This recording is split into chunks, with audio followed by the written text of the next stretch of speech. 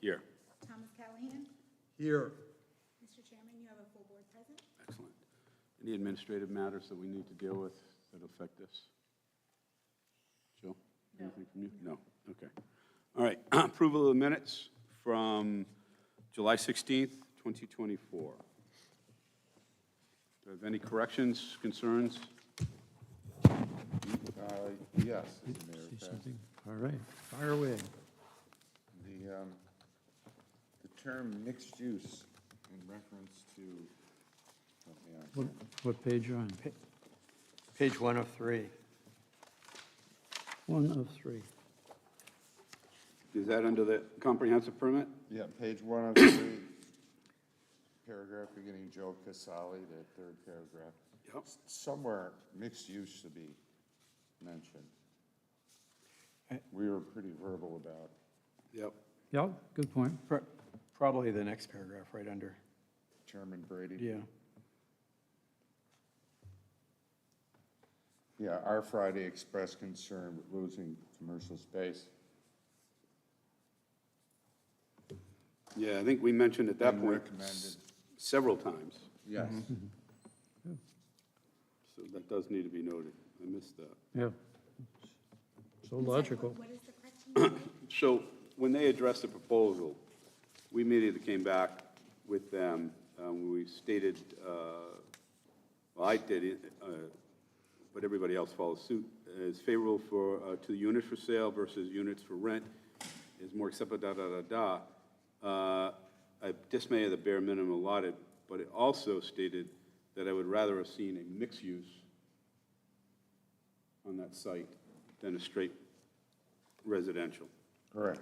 And that was echoed by others. Yeah, we all supported that. Yeah. Okay, Okay, thank you. mixed-use development. Okay, So with that correction, you move the minutes? okay. Jerry?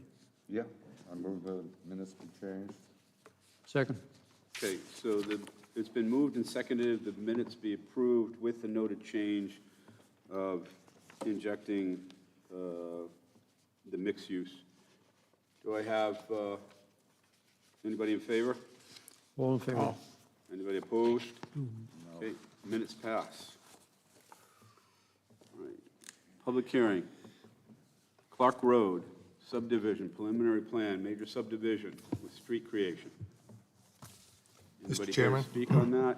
Mr. Chairman, Yes, as I'm going to recuse myself from this discussion. thank you. Please note, Mr. Callahan has recused himself. I hate that word. Sir, can you identify yourself and your role? Yes, sir. Good evening. My name is James Murphy. I'm the attorney for the applicant, Clark Road. We're here today. I believe we're going to continue to a date certain, September 17th. I believe that was communicated previously. We're expecting materials from DEM very shortly. That's why we're requesting the return date next month. And I believe that's been approved at a time. We just need confirmation from the board as well. The board decides when it's going to Yeah, continue to a date yeah, certain. that was not approved. Okay, the fact that we deferred, I understand the position you guys are in, but you're kind of playing, lottery here. We're filling up, hoping we get it. We don't get it, we're deferring. In the meantime, there are other people who'd like to get before us. These are time-consuming matters. That's why we don't schedule 5 or 6 of them. Our state law, I believe, Steve, allows me to, the max is to defer it for 2 months, correct? No, my suggestion is you defer for 1 month. For 1 month? Yeah, and this is the reason why is, Is your mic on? I can hear you, but I don't know if they can. You as don't long want as to, you guys can hear me, that's fine. Yeah, all right.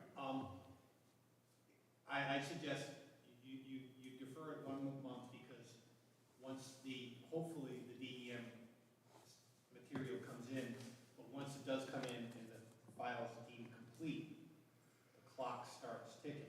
Okay, So if you push it 2 months, then we lose a month. that would shorten the back end because, as Mr. Resnick said, now, Mr. Murphy, they're gonna have to, because it's been so long, I believe they're gonna bring in experts to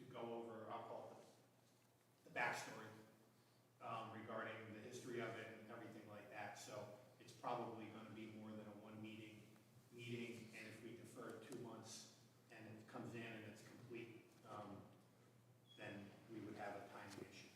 All right, so the max we can do is 1 month. Can we require them to repost to the neighbors? We did last time at our expense, and we shouldn't be doing it again. Correct, we did, but we only did it in July. Right. So it's only been one continuance. My suggestion is if we continue it 1 month, and if they come back another month, then we could then require them to renotice. But at this point, it's only been, the renotice happened in July. So it's not, it hasn't been, the last time it was a year, this time it's only been a month. All right, And my understanding, Mr. Chairman, as well, is that we do plan on having our experts here at the next date, and we are expecting the DEM material any day now. I know it's been a long time on this, but I do anticipate us being ready to go on September 17th. well, I don't want to sound terse, but you guys have given us the same tune. And the other thing too is, we don't know until last minute that you're pulling. If you do get it last minute, it gives no time for the staff to do any analysis on it. I mean, what I'm asking you to do is put yourself in our shoes. We've been trying to put ourselves in your shoes, month after month. Citizens show up every time, it's deferred. Don't really have any choice in this, but we'll defer for a month. Any discussion on this? Move in second or third, whatever. Yep. All right, all those in favor? Aye. I'm All sorry, right. Mr. Chairman. Who Yes. made the motion? You can't make a motion. Dr. O'Neill did, I can't make I it. made the Who motion. seconded? He did. One second. Yep. Thank you. Charlie seconded. Thank you. All right, hear my voice, sir. Hear me. I understood you, sir. Thank you. Yeah. All right. All right. First up, recommendation to town council, zoning ordinance text amendment, section 2.2, definitions, amending definition for bed and breakfast / guest house, and section 6.1, tables of regulations, amending use code 062. Jill, I'm going to turn this over to you. Great. Good evening. You may recall seeing this last month. It came before you as a recommendation to town council. It was referred to you. And at that time, it included a definition for boarding home. Since that time, it was actually circulated again internally with staff through, it went to the fire marshal, into the building inspector, into the fire chief, where staff internally noticed discrepancies with the definition in licensing, the definition that we were proposing, and the way that boarding homes are actually referred to in the table of use regulations. So the clerk's office actually agreed to the change that you had recommended, which was to change the table of use regulations to strike owner must reside on premises and add in license required, but then also strike the definition of boarding home to allow the staff, the planning department, the building and zoning department, the fire department, fire marshal, and the clerk's office to work on that definition of boarding home before we put that back into the ordinance. So what you see before you tonight is the removal of that definition, but the addition of what you recommended. Dr. O'Neill, comments, concerns, issues? Jerry? Yeah, I could use some help with it, reading. I could use some help. We got me? Yeah. Reading 062 of the actual ordinance. It's where it says renting of rooms as bed and breakfast, no more than 4 guests. I don't really understand that. If you have 5 bedrooms, does that mean you can have 1 guest in each bedroom only? You can't have 2 guests in all 4 bedrooms? It means 4 guests, Mr. Brunetto. 4 guests, period. For guest period, and if you had a facility that would hold more, you would become a different. That was my become a next question. hotel, You would become a boarding. different use, That triggers a different use. a different use. So our bed and breakfast is no more than 4 guests. That's our definition. The fire code definition is no more, a bed and breakfast is 16 or less. but we're allowed, that's our definition of bed and breakfast. If you had a facility that was like the Surf Shack, where they had Multiple rooms. multiple rooms, you would become a hotel or a different use within our code. Mark, can I ask? Yeah, I have a point of information, if I might steal the floor. How does this conflict, or how does this go against the new state regulation of 1 per bedroom up to 5? Yeah, that And was then my why- question. yeah. And then why aren't student rentals basically fall under this ordinance? Sorry to throw that at you. Well, they don't have anything to do with each other. One is for an overnight guest, and one is for A long-term a rental. long-term rental. I assumed, I just wanted to put it Yeah. out, okay? Because somebody at home is probably, we got a lot of viewers, and they're probably asking the same thing. Thank you. Dr. O'Neill? Yeah, that was my question. Yep. Is how does this work? Jerry, you still have the floor. No, that's all I have, thank you. Yeah, Rupert? this is just for licensing. There was a gap with the clerk's office where bed and breakfasts were not licensed. So this would allow them to do so. Okay, thank you. Rupert? Yeah, so I just note, I think a change is needed in the staff memo on other regulations.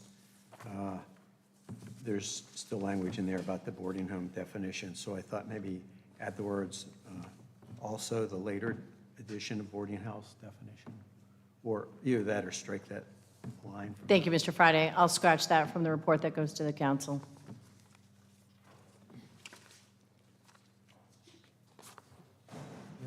After you finish, Yep, I got a I'll question, redirect. yeah. Tom?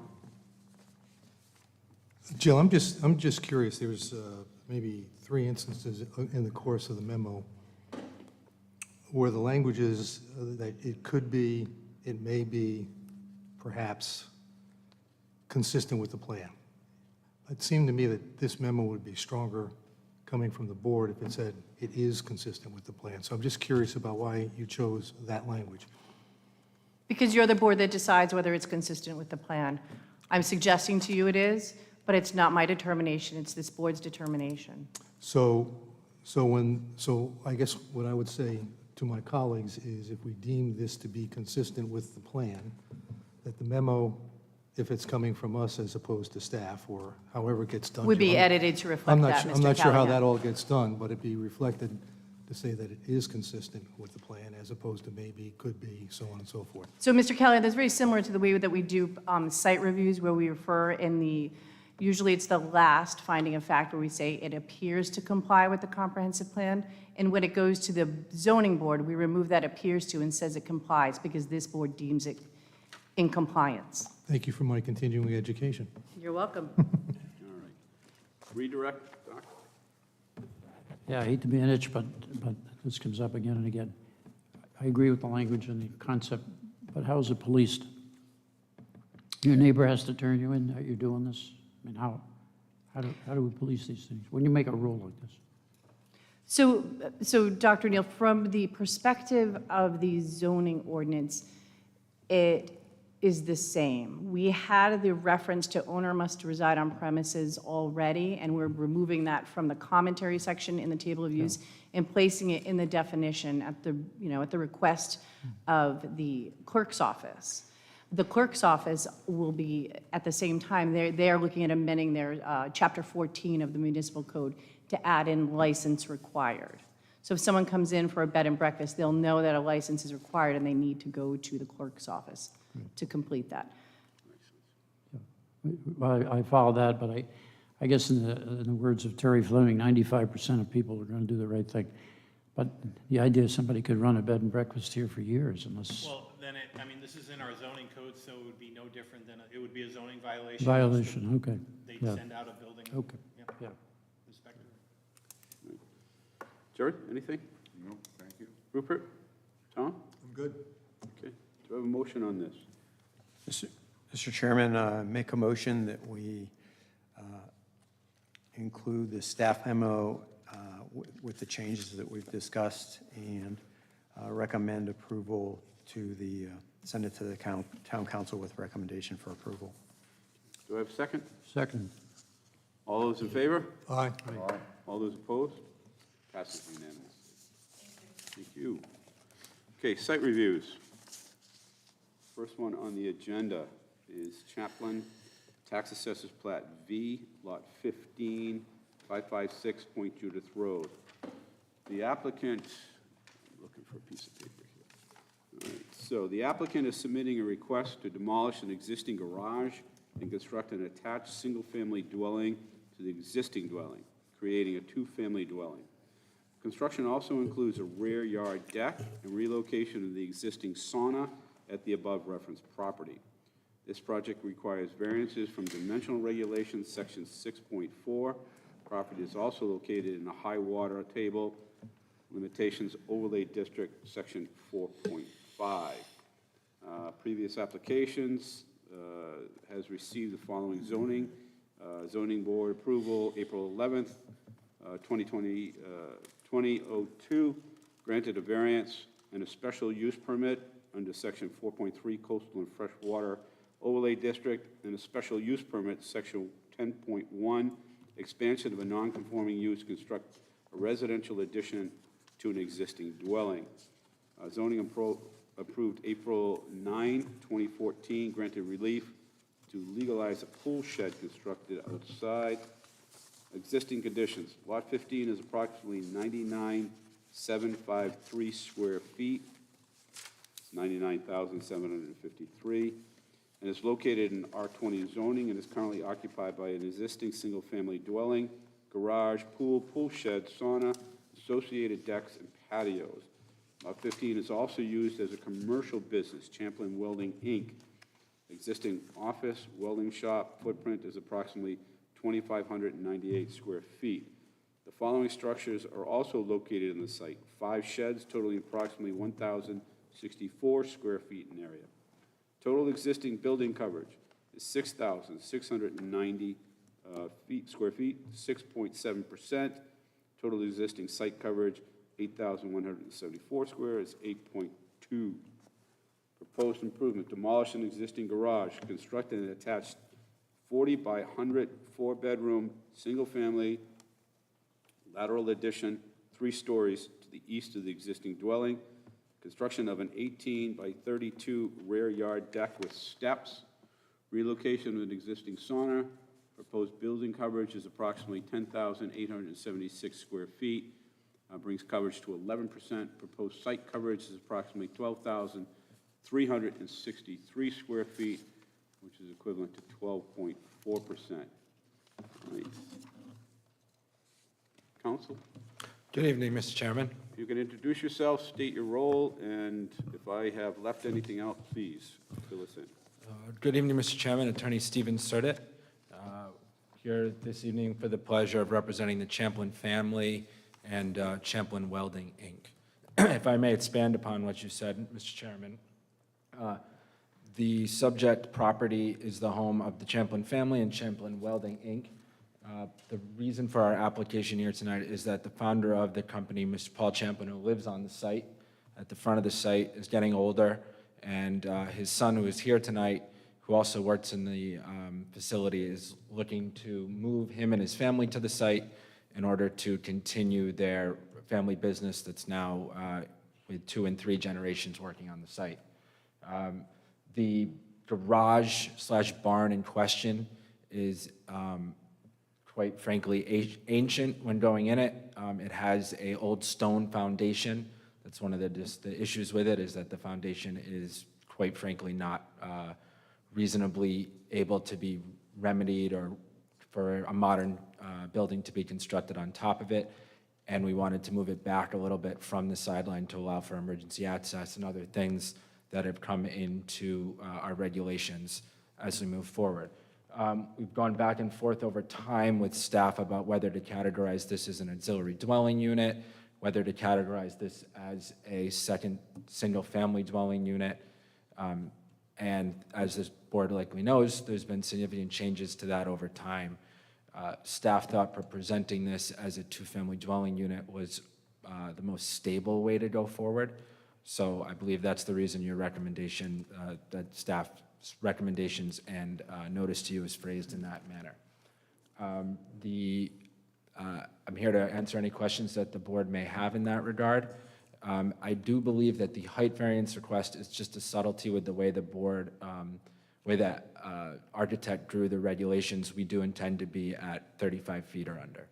Okay, can you address the other two variances requested, the 12.6 left side yard setback and the 55-foot lot width variance? Yes, that's the, so in order, the zone that it's in, a duplex is an allowed use, but there needs to be 200 feet of frontage.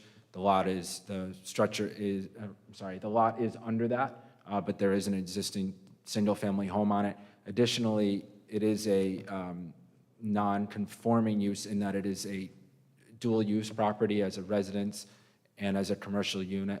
It predates current zoning in that regard, and the applicant would like to continue to do that. It is a rather large lot, and one of the other advantages that we believe that, based upon what we're submitting is, or two of them are, one, there's two curb cuts onto an already over-exacerbated road, Point Judith Road. We will be eliminating one of those curb cuts as part of this application and removing it to just the one on the left when you look at it from the overflight, the one closer to the south.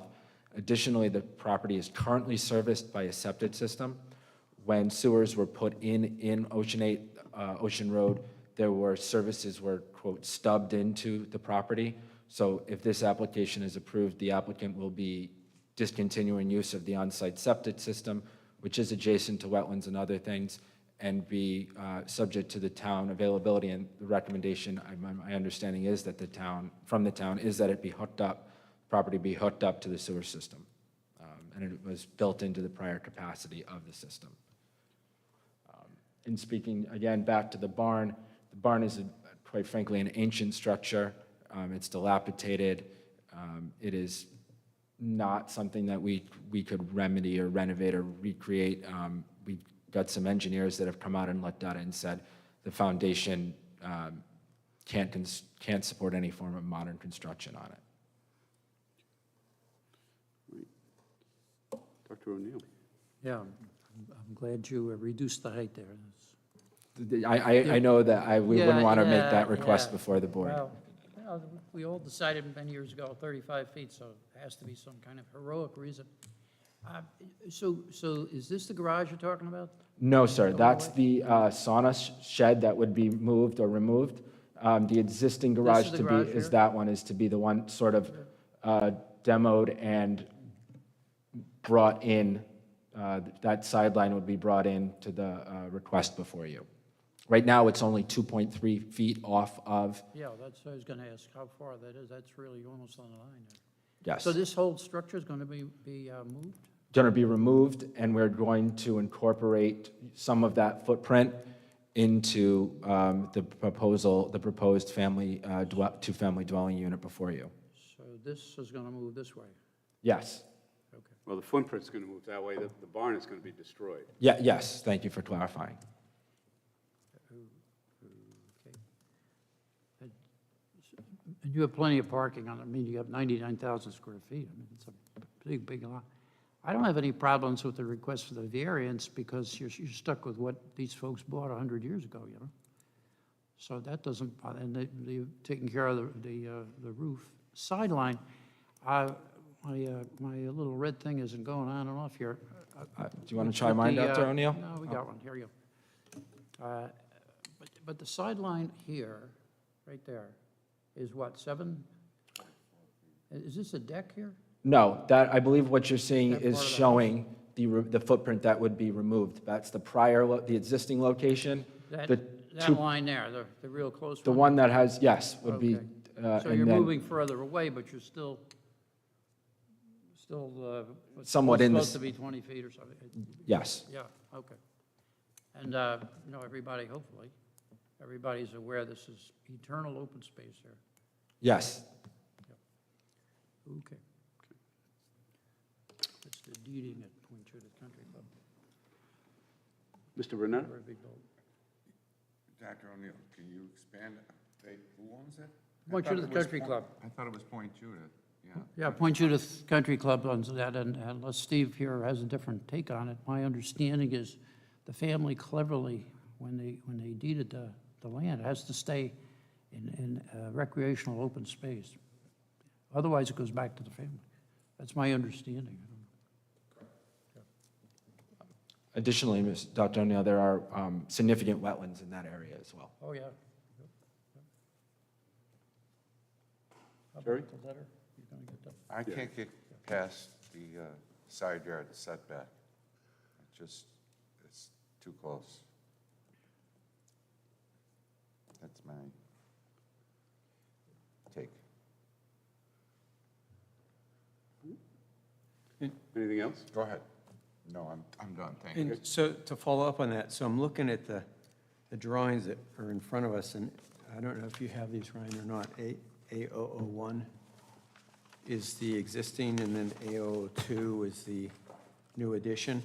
And those drawings look to me like the new addition's closer to the side yard than the existing, which is, I apologize that they're confusing, but we are pulling back from the existing side yard setback. but these are the site plans in front of us, so. The architecturals and this, there should be both an architectural and a site plan before you. Yep. The site plan is probably the better document to view with regards to the variance request. That's what I'm looking at, and on the site plan, the new addition on that drawing looks to me like it's closer to the side yard than the. Again, then I apologize for the confusion, but I'll put right on the record right now, we're increasing the size of the setback from what it exists today.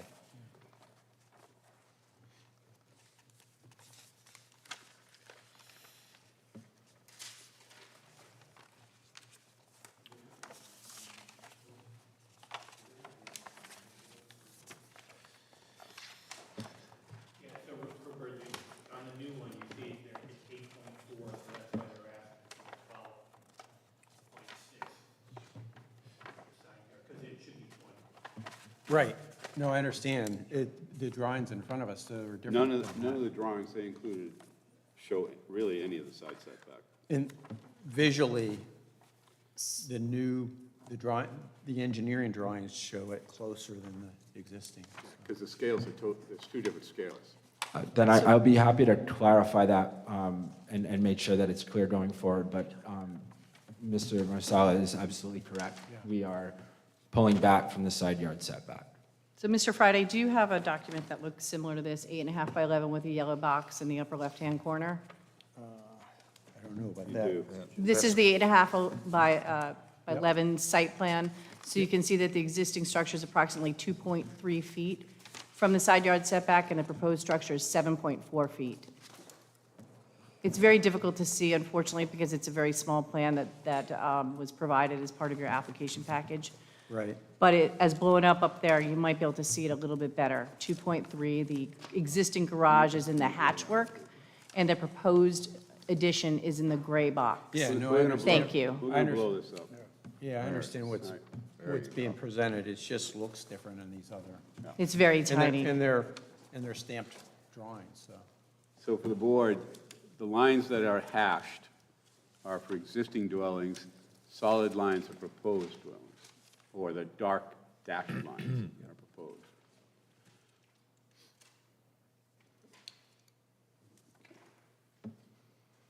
Still requesting 12.6 feet of setback. Absolutely.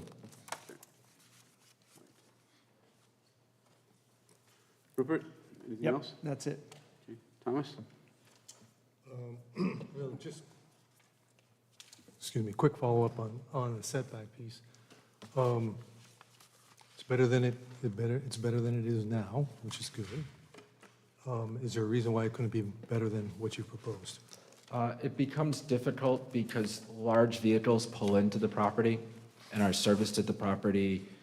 State vehicles, Champlin Welding is one of the few businesses in Washington County that is licensed to work on DOT and federal vehicles and make materials for federal highway requirements.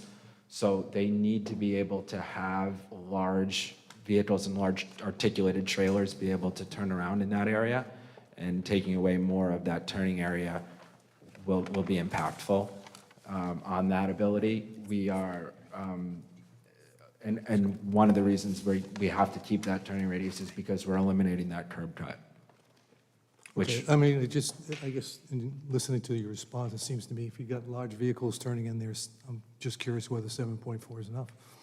I'm sorry? If you have large, in other words, that picture up there that's labeled a garage, that garage is not a garage to personal vehicles. That garage is primarily now used for storage. I'm sorry, so where do the vehicles that you just described for DOT vehicles get serviced? They get serviced, see, between the office welding shop and that tree On the bottom? on the bottom. I do. That is that's where their industrial welding area is. So vehicles typically come in, drop off materials in the gravel parking area. All right, I guess, so let me go back, Steve. I'm not sure you understood my question. I apologize. Perhaps I didn't frame it correctly. The setback is the 7.4 on what's the northern boundary, correct, to the house? Yes. That one. All right, now, Can you blow that back area up? that garage is essentially going to be a garage for personal vehicles or something Where it else? says garage up there, can you blow that up? We're not, there's no longer going to be a garage there. That That's garage going is to be what's gone. existing. Got it, okay, now I got it. That's fine, thank you. These plans are very confusing. Well, that's. Yes, in the future, we've asked the surveyor to provide us with a proposed and an existing condition, so we don't have this overlayment issue. I think that's primarily what the problem is. Okay, so then I'll go back to my original question. If 7.4 is better than 2.3, have you thought about and did you consider doing something that would bring you within setback, and what hardship would that bring forward to the project? The hardship, it impacts the property's ability to continue to function as it is, where right now vehicles pull into the gravel parking area and then they can exit out the secondary curb cut onto the Ocean Road. They will no longer be able to do that. They will have to turn around in the parking area to go back out onto Ocean Road. So as we move into that gravel parking area, it starts to impact the ability of vehicles to turn around in there.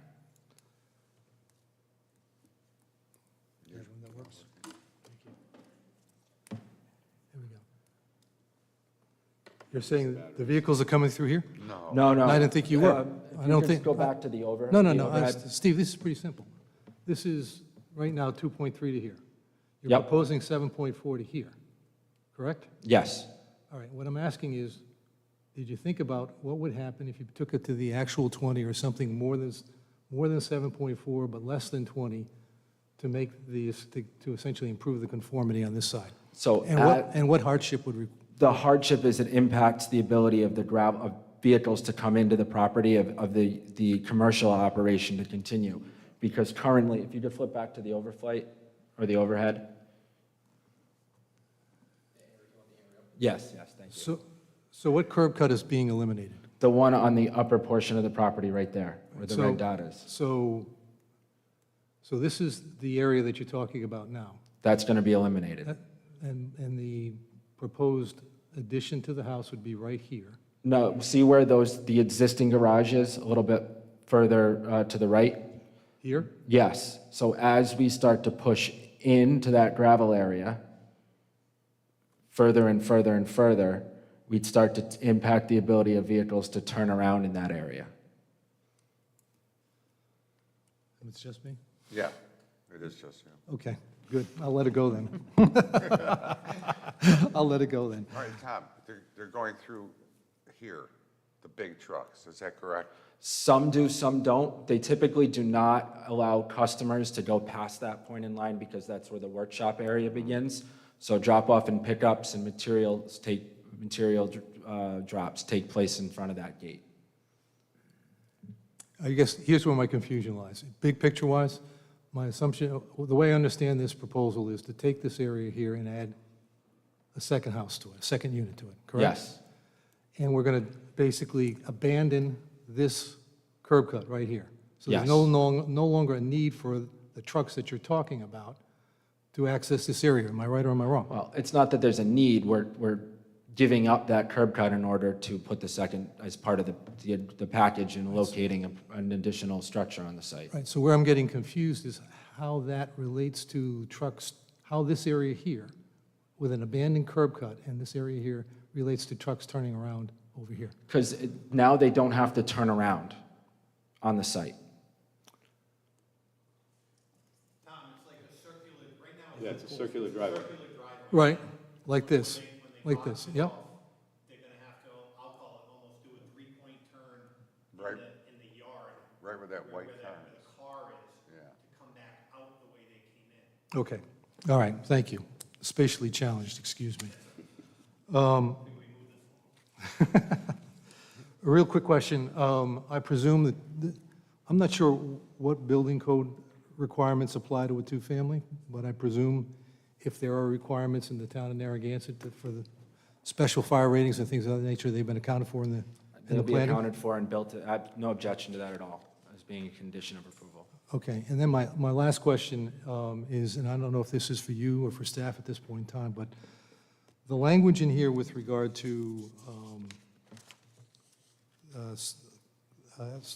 item E, with regard to the, no, excuse me, item H, with regard to the stormwater, is it typical for this to be the procedure, instead of coming forward at this particular point in time in the plan? No, it's not typical. Why are we doing it this way? I'm guessing it was at the applicant's request, and the engineering department granted it. So what you see in quotations under E and H are direct quotations from a memo from the engineering department see it, and it's to the what- building official's office. And I see it's with our material, I see the memo itself is with our material tonight. One of the reasons for that, Ms. Callahan, is that this property, the size, the shape, where things were was changing over time. As you can tell, this application was filed some time ago in conjunction with staff back and forth. And every time you change the roof line, you have to go potentially back and redo the calculations.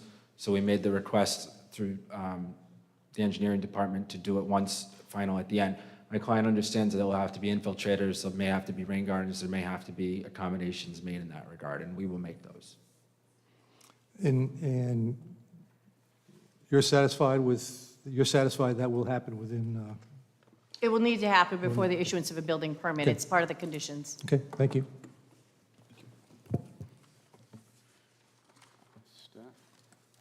Staff want to add anything to this?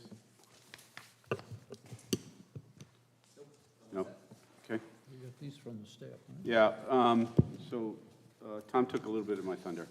So stormwater, this is a memo, and I would request that whoever makes whatever motion this board is that this be included. They've stated that they're going to connect to the sewer. So therefore, there's no septic plan here, so that would have to be a condition, or else they're going to have to come back with a plan. And this is from the engineering department, and I'm going to quote stormwater. The applicant has not provided a required stormwater calculations/evaluation as of this date.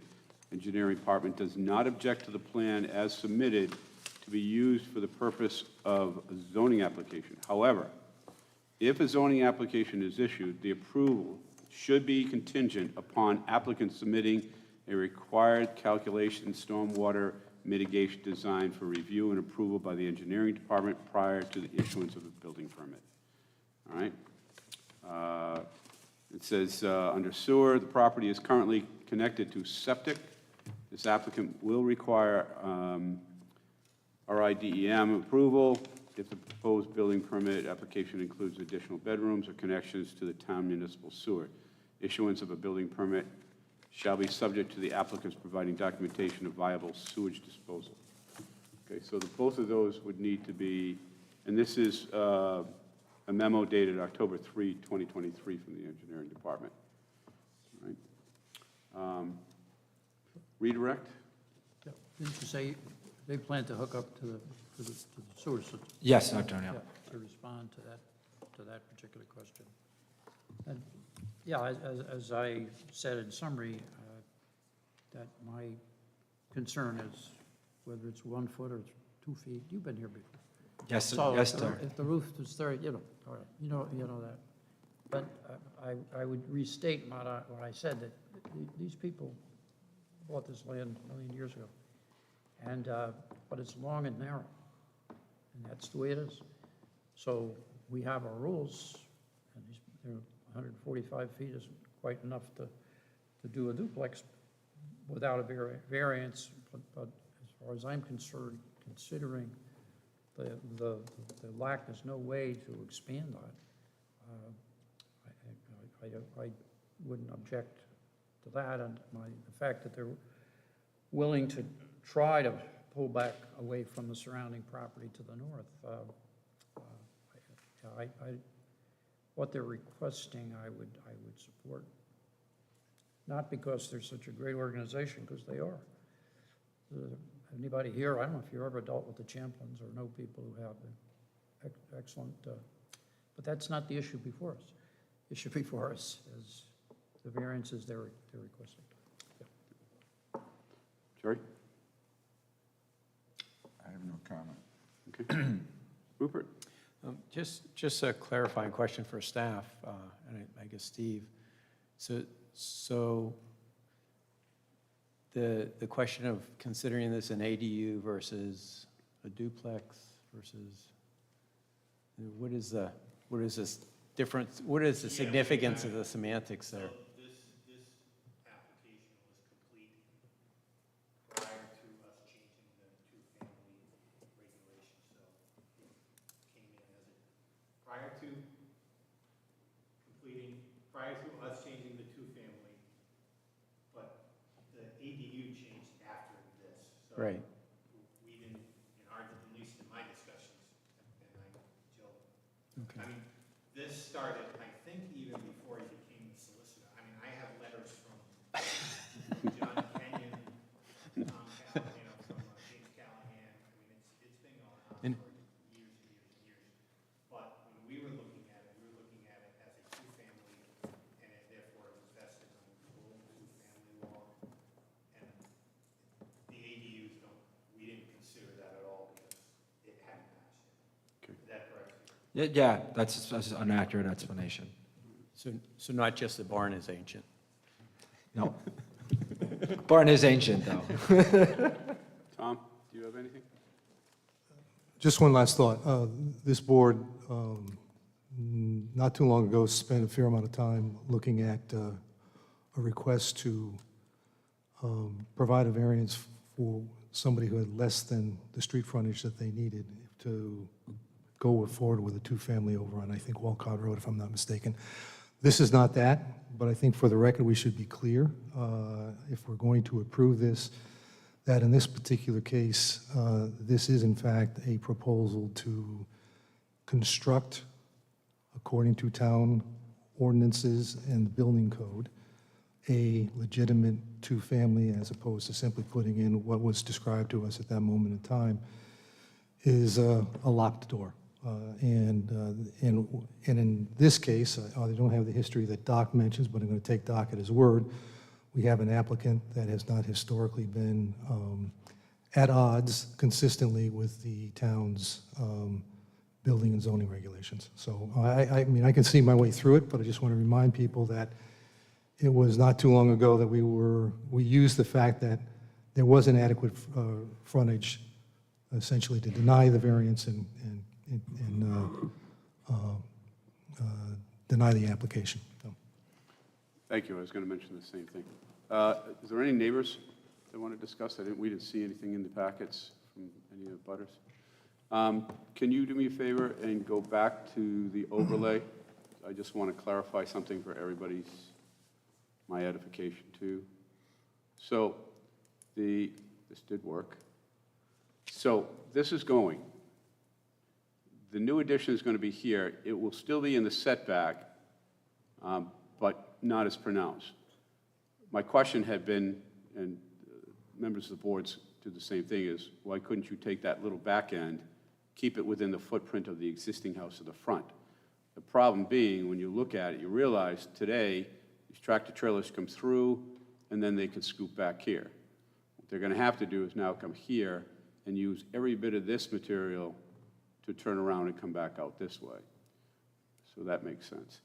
I don't have, based on the evidence presented for us. I have no objection to this. I do wish that whomever of my colleagues make whatever proposal, that a couple conditions be made very clear, even though they're in the report, that the applicant must conform to October 3, 2023 letter from engineer as far as stormwater and sanitary sewer, and that they would not exceed the height limitation of 35 feet.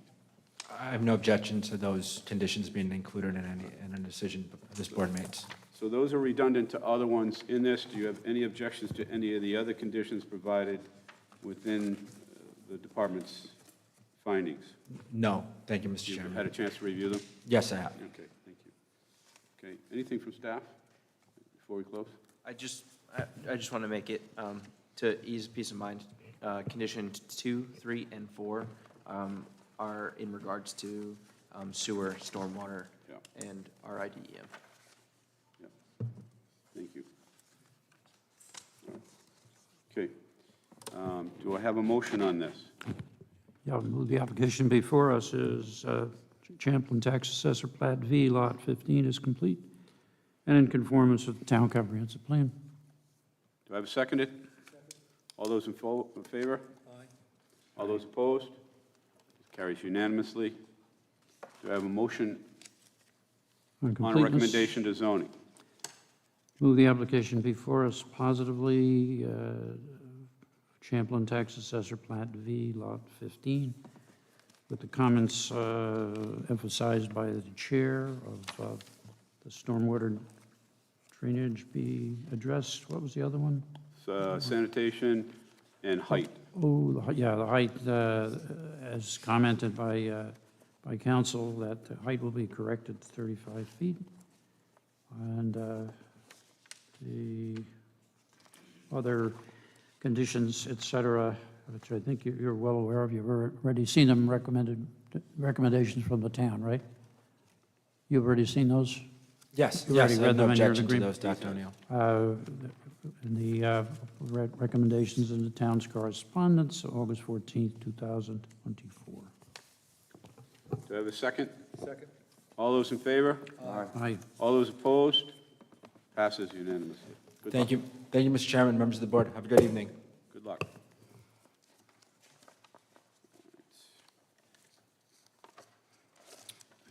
Next up, I have Project Spangler Powell, Tax Assessor Plat L, Lot 1-13, 43 Major Arnold Road.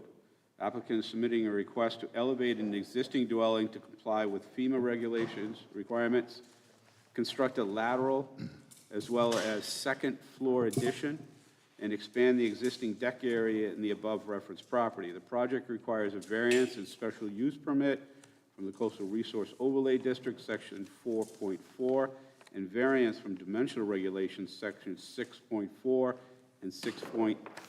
The property is also located in a special flood hazard area, Section 4.7. Existing conditions, Lot 1-13 is approximately 8,975 square feet. Gross lot area, 5,600 square feet, and net lot area. Is located in an R10 zoning district and is currently occupied with a single-story, single-family dwelling, rear deck. Existing lot coverage is approximately 1,843 square feet. That is 32.9%. Proposed, elevate the existing dwelling to comply with FEMA flood zone regulations, construct a second-floor addition, construction of a new two-story addition to the front of the building, including a front porch and entry. Proposed lot coverage will be approximately 2,088 square feet, or 37.3, excuse me. This project does not comply with dimensional regulations in Section 6.4 and 6.4B, as the front yard setback proposal is 11.4 feet. 26.0 feet are required. The left side yard setback is proposed to be 5.3 feet, 10.77 are required.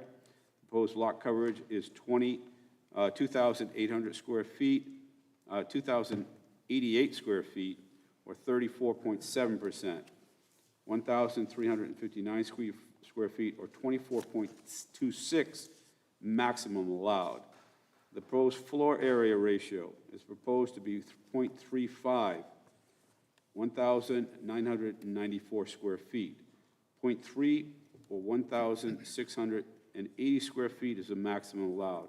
The proposed hardscape is 45%, maximum allowed is 35.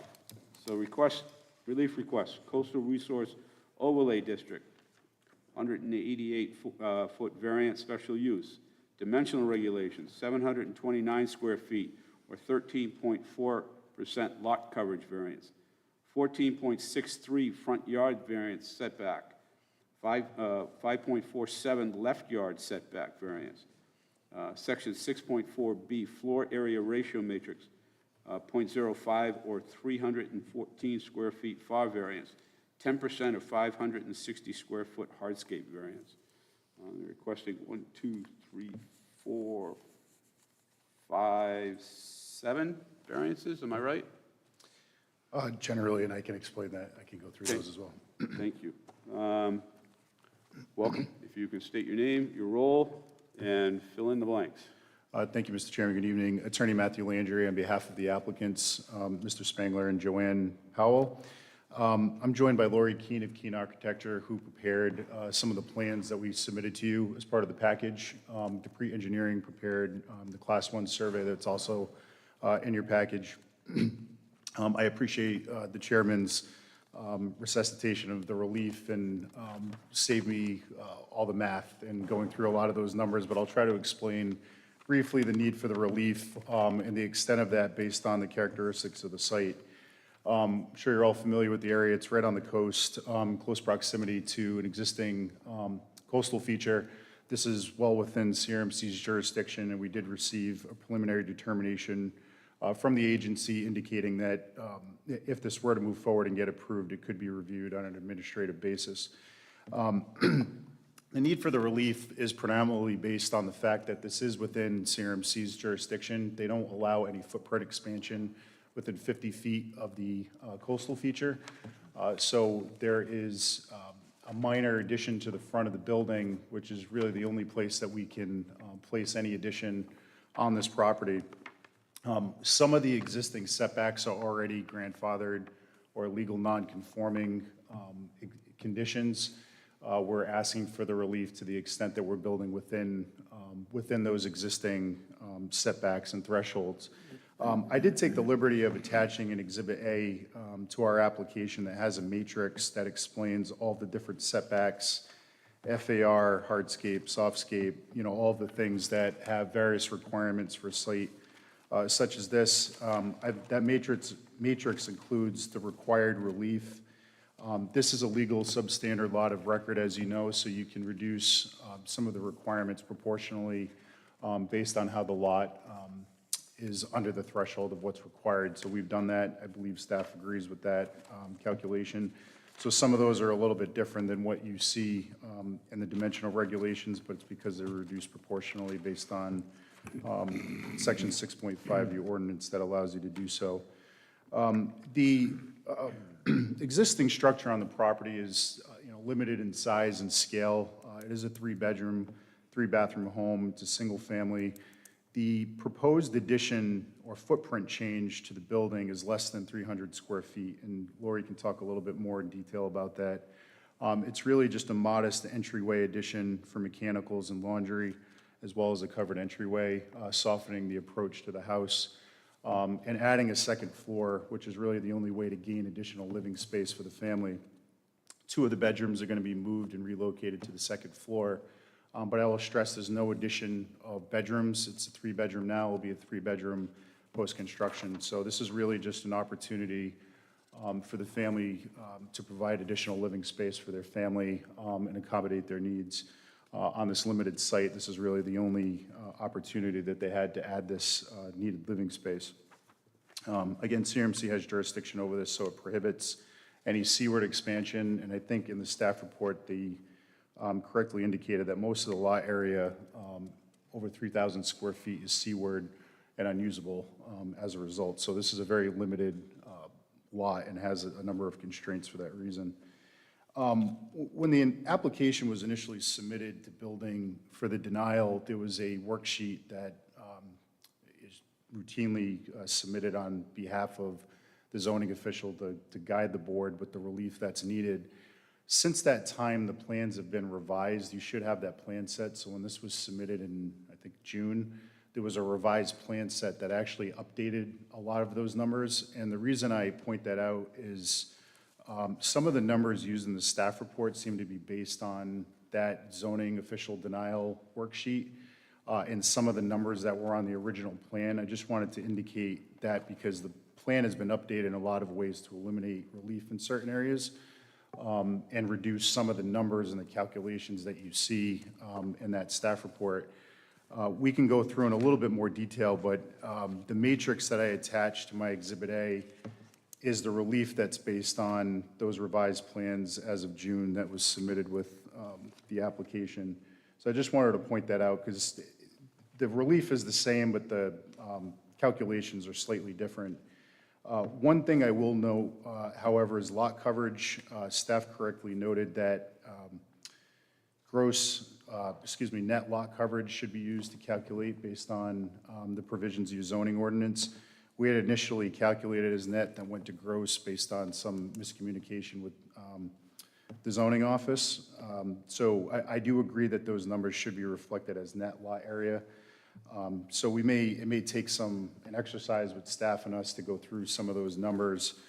But suffice it to say that the application and the plan that is before you slightly deviates from the numbers that were in the staff report. I think that's just because of some of the paperwork that was in the file from the building permit denial and then the actual submission for the application that included the denial. The plans were updated to reflect the change in those modifications. And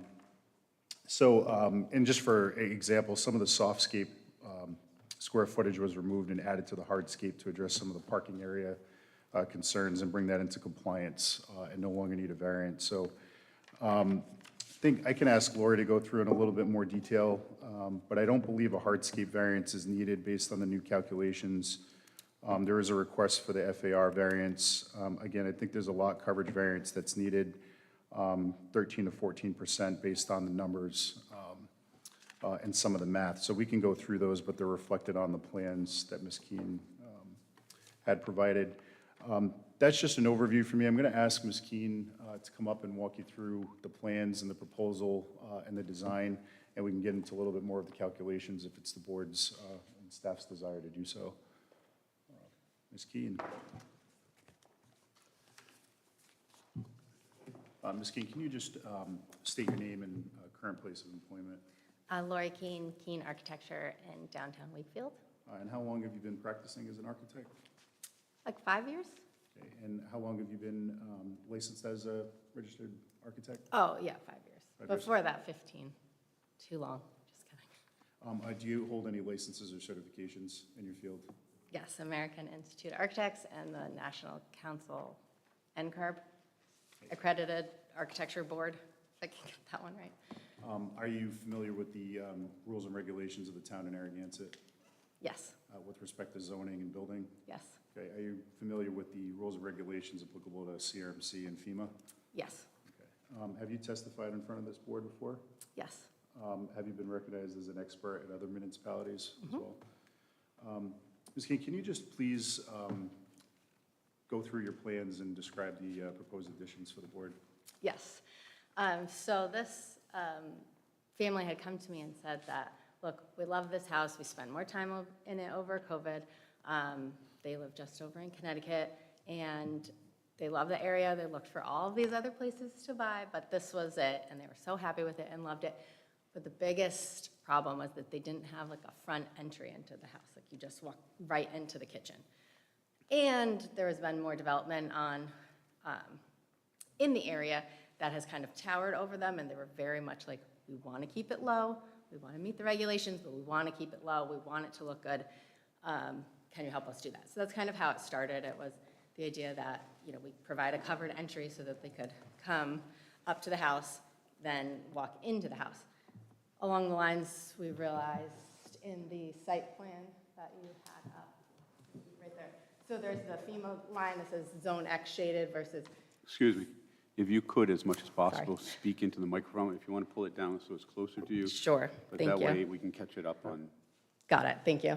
The FEMA Zone X shaded, that's outlined there versus the FEMA Zone VE 17. That line, because it cuts through the house, any substantial renovation really meant we needed to comply with FEMA.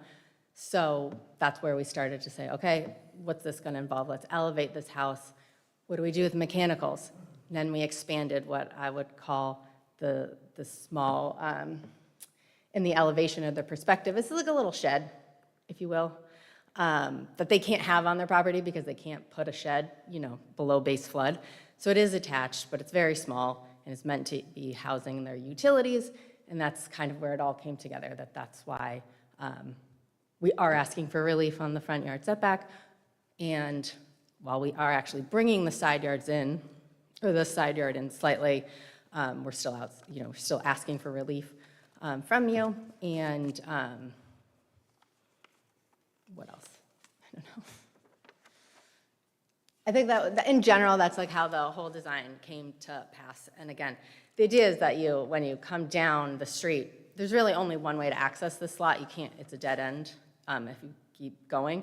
So we wanted to kind of celebrate that as the access coming in. It's welcoming, kind of brings the scale down as much as possible. We're 2 feet under the building height that we could go to. We're not trying to max anything out, and kind of give it the charm that they were looking for and that I obviously like, and thinks kind of goes better with the, Narragansett seaside traditional architecture.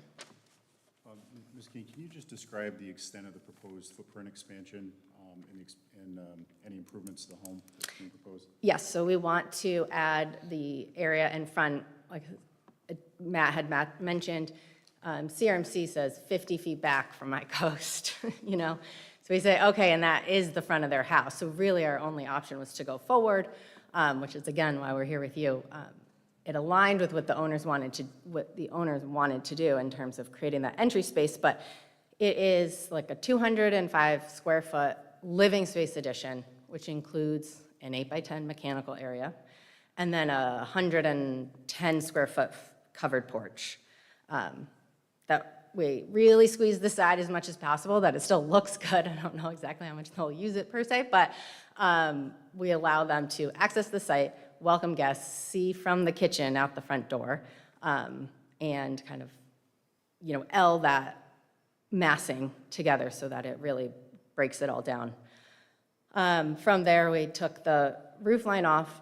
We left it over the kitchen area as it's already cathedral, but we want to replace it and add the second floor area on the side that's above where the garage is right now. You can see in this area, yes, there you go, that the space to the left above the entry is just no space really, it's just a roof on top of the existing cathedral roof, and then the dormer, you can see is where the stairs would be, and then the gable end facing you is, and straight back as part of that second floor addition. Ms. King, can you just kind of describe the properties directly adjacent to and abutting this property in comparison to what's being proposed? So, truth be told, in probably the most sensitive way possible, if you're familiar with the area, you might be familiar with the house next door. It's quite a small footprint and it is quite high, and it towers over them in their backyard, which is not very big, but like they said, they searched far and wide for a better property and could not find it, decided absolutely love it, but could we kind of create a little bit more privacy between the neighboring house on such small lots, of course, and so that is another reason for where that addition is located rather than where the driveway is right now, say, for example, is kind of aiming to avert your eye from surrounding properties and focus it on theirs. Is it safe to say, in your opinion, is it safe to say that the properties immediately adjacent to this are much larger in size and scale? They're definitely taller than this one is. Actually, Yeah, if you want to show the like you have some pictures of the neighborhood. The small ones, but, here is a visual of the, kind of the area. Thank you. The idea that this is their property. Sorry.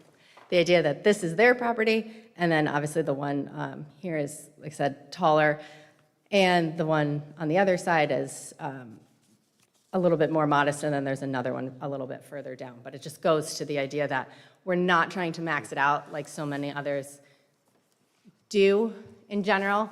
However, it looks like we're asking for every variance under the sun, right? But overall, really trying to do a modest addition for front entry, infill the back deck, and improve the character of the space, of the streetscape, really, and the ocean side, but. In your professional opinion, would the proposed design have any significant impacts on the character of the neighborhood? I'm positive, significant, but yes, I would think so. And is there any increase in the amount of bedrooms between what exists today and what's being proposed? No. And it's also a 3 full bath. We're proposing to add a half, like a powder room, but otherwise it's still a 3 full bath, 3 full bedroom. This property is located within CRMC's jurisdiction, correct? Yes. Okay, does, to your knowledge, does CRMC allow any seaward expansion based on their restrictions?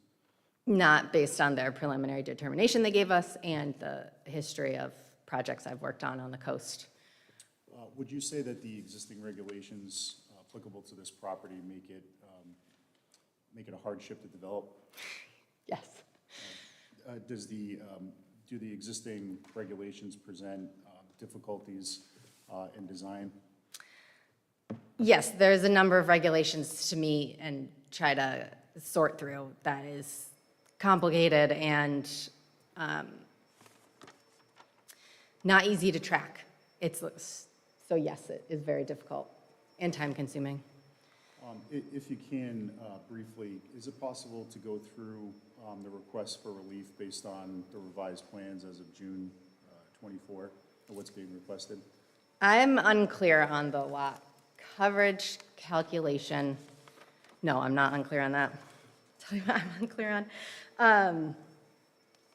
I'm unclear on the lot coverage calculation versus the site coverage, where open decks are not considered part of it, but they are, but they're not. And that in these, and that would be one area. And then second, I think that kind of ties into the hardscape relief as well. But I believe hardscape incorporates it all to the max, whether it's pervious or not. So I think that one's fine. So, Ms. Keene, one of the questions that came up was the discrepancy between the calculations in the staff report and the calculations presented on your plans. Is that correct? Sorry. Yes. Do your plans dated June of 2026, or excuse me, 2024 accurately reflect what's being proposed? No, are we flashing forward 2 years? Yes, they do, with the caveat that I need to understand exactly how things are moved around. In our plans, I provided all the square footage, so they just get moved around wherever they apply. Those really are unchanged, with the exception that I'd like to ask the zoning board for relief on the utility space, since we are complying with FEMA, and I'd like to eliminate that as the FAR, that 80 square foot of utility space that is not reflected. Ms. Keene, did you identify one provision of the application that may be available for a modification under the zoning ordinance? Yes, well, when we asked for less than 15% of the modification, which would align with the FAR, that we would be at point, right now the area has been recently reduced to 0.3 FAR. Our proposal is 0.5 above that, which computes to 15%. So that, assuming no one complained, would be something we'd ask for a modification on. And you Right, is that what continue you're to work asking? through staff through these calculations, is that correct? Yes. That includes the zoning and planning office. Yes. Mr. Chairman, I don't have any additional questions, but I'm sure the board has some, so we're happy to walk through any particulars that staff or the board may have at this time. Before I go to the board, I'm going to go back. These recalculations, have they come before you? Have you? I'm not 100% sure what Mr. Landry and Ms. Keene are talking about. When I go to Exhibit A, which is what Mr. Landry first mentioned, Yeah. it looks like, let me get back there. Under, I was just there. Thank you. Under Exhibit A, the relief requested that's been identified in Exhibit A is 14.63, and that is what's in our staff report. The side yard setback is 5.5. We actually have 5.47. The FAR we have is 0.05, and so does the Exhibit A. We do identify the the hardscape variance is 10% because that's what the building official flagged for, and the coverage is 729, which I believe is maybe a little bit different, but I'm happy to explain the lot coverage calculations to Ms. Keene and for the board's edification if you'd like. If you could. Can I jump in? Agree with everything you just said. It is just the lot coverage and the hardscape and the parking out of your numbers that felt like it didn't align. Sure. So the parking, if I take the second one first, your plan shows 425 feet, but Exhibit A shows 600 feet. So I'm not sure how, that's Yes. acceptable by the building official because you're not increasing the number of bedrooms. If you're anticipating showing 600 feet, we would love that on the plan. That would be great. It was never, if we included that 600 square feet in the hardscape number as parking pervious or not, that changes that parking one. So I don't really know what that means. They want to put a 425 square foot pervious driveway with an extra grass parking. That could satisfy parking at 600 square feet. If we need to, if we don't, we're good. They don't really want to, but that's where I'm like, does that add into hardscape now? It would add into hardscape and softscape, and it doesn't currently meet the number of bedrooms that you have. The building official is allowing it the nonconformity to continue because you're not increasing or touching the number of bedrooms. You can certainly have an additional grass area. You couldn't count it toward. It would have to be dedicated toward parking in some fashion. Then, no. Grasscrete, for instance. Honestly, I'm not sure how to answer it, to be honest. If we're allowed to keep 250 and we're asking for less hardscape All relief. I'm trying to, no one's arguing about the parking. Okay, sorry. You have 425 feet. You are pre-existing non-conforming. The building official's not flagged you for a special use permit for parking. Got it. So. Thank you. In Exhibit A, you said you didn't need, you said you have 600. So that's the only thing I'd like to point out is you don't have 600 currently shown on your plan. With regard to lot coverage, Section 2.2 of the ordinance it refers to a 15% deck exemption. Some folks who've been here for a little while or have been paying attention to the planning and zoning ordinance changes for a little while. A few years ago, the ordinance was changed to allow lots that have have either met and not exceeded or proposed to meet and not exceed the allowable lot coverage on site can receive up to a 15% open sun deck allowance that would be exempt from lot coverage. If you already exceed or you are proposing to exceed, then that allowance does not apply. In this case, they exceed the lot coverage allowance. Therefore, they don't get the 15% deck allowance, which probably explains for Ms. Keene why the lot coverage variance is so high, because the 15% is not allowed. Let me rephrase, it's not applicable. I do know where you're referring to that area about the open deck. If you're under everything, you can do that.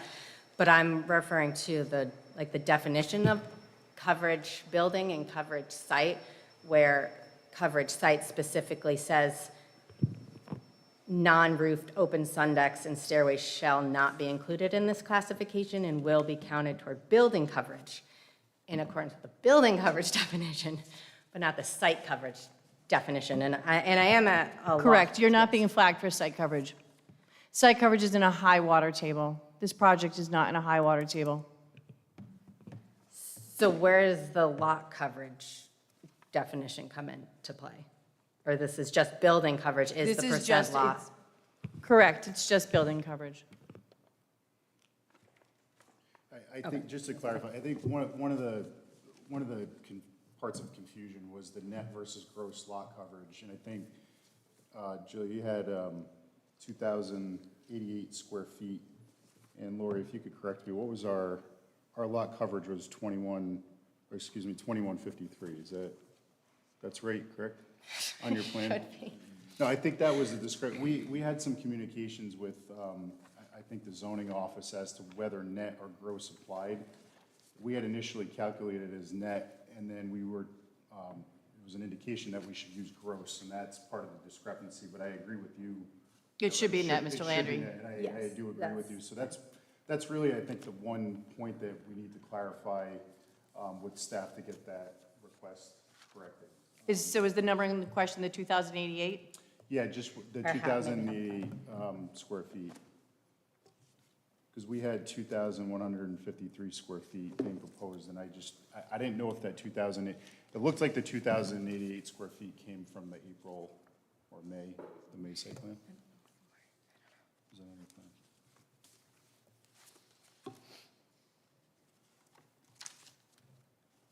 Yeah, on sheet A1 of the June 28th, 2024 plan, the proposed net lot coverage, the lot coverage is 24%, which is 2,153 square feet. So the question we had was where the 2,088 square feet came from, and I think it came from the original permit denial. This is site challenged here. No, I can see where we are. I would ask, and with all due respect to the board, we can do math offline. I don't have my math in front of me. I didn't know math was in question tonight. I do have it in the file.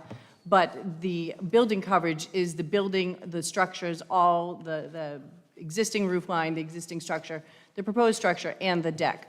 So I'm not sure if, in your calculation, you included the deck. If you did not include the existing and proposed deck, that would explain the discrepancy. Yeah, so again, the relief that is being requested on the matrix is based on the calculations that Ms. Keene did, based on our review of the ordinance and on the plans that are dated in June 26th. The numbers seem to be different, and I'm not suggesting staff did anything wrong. I just am trying to get a better understanding of what. It looked like some of the numbers came from the original application that was submitted, and we came across this and we're working through the numbers. So I think it's better off to have an exercise with staff offline, but I don't disagree. I think the point is that the net lot coverage should be applied, and these calculations assumed gross lot coverage, so that's something that we agreed to and will correct. I think that's really the only point I think I was trying to make, is that calculation, that percentage should reflect 2,153 square feet out of the net lot coverage of 5,600.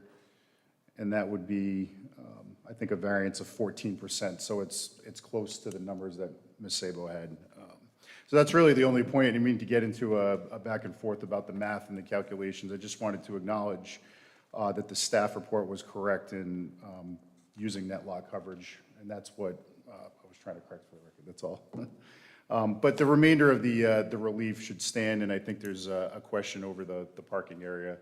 Ms. Keene had proposed 600 square feet. If we need to update the plans, we can do that. I had misinterpreted the way the parking can be applied to be delineated. We don't want more than 425 on there. That's all.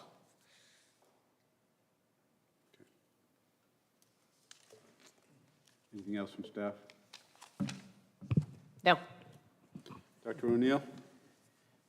Yeah, you're confusing me on the parking. If you got 3 bedrooms, you're supposed to have 600 square feet, regardless of anything that was agreed on in the past. This is a different bite at the apple here.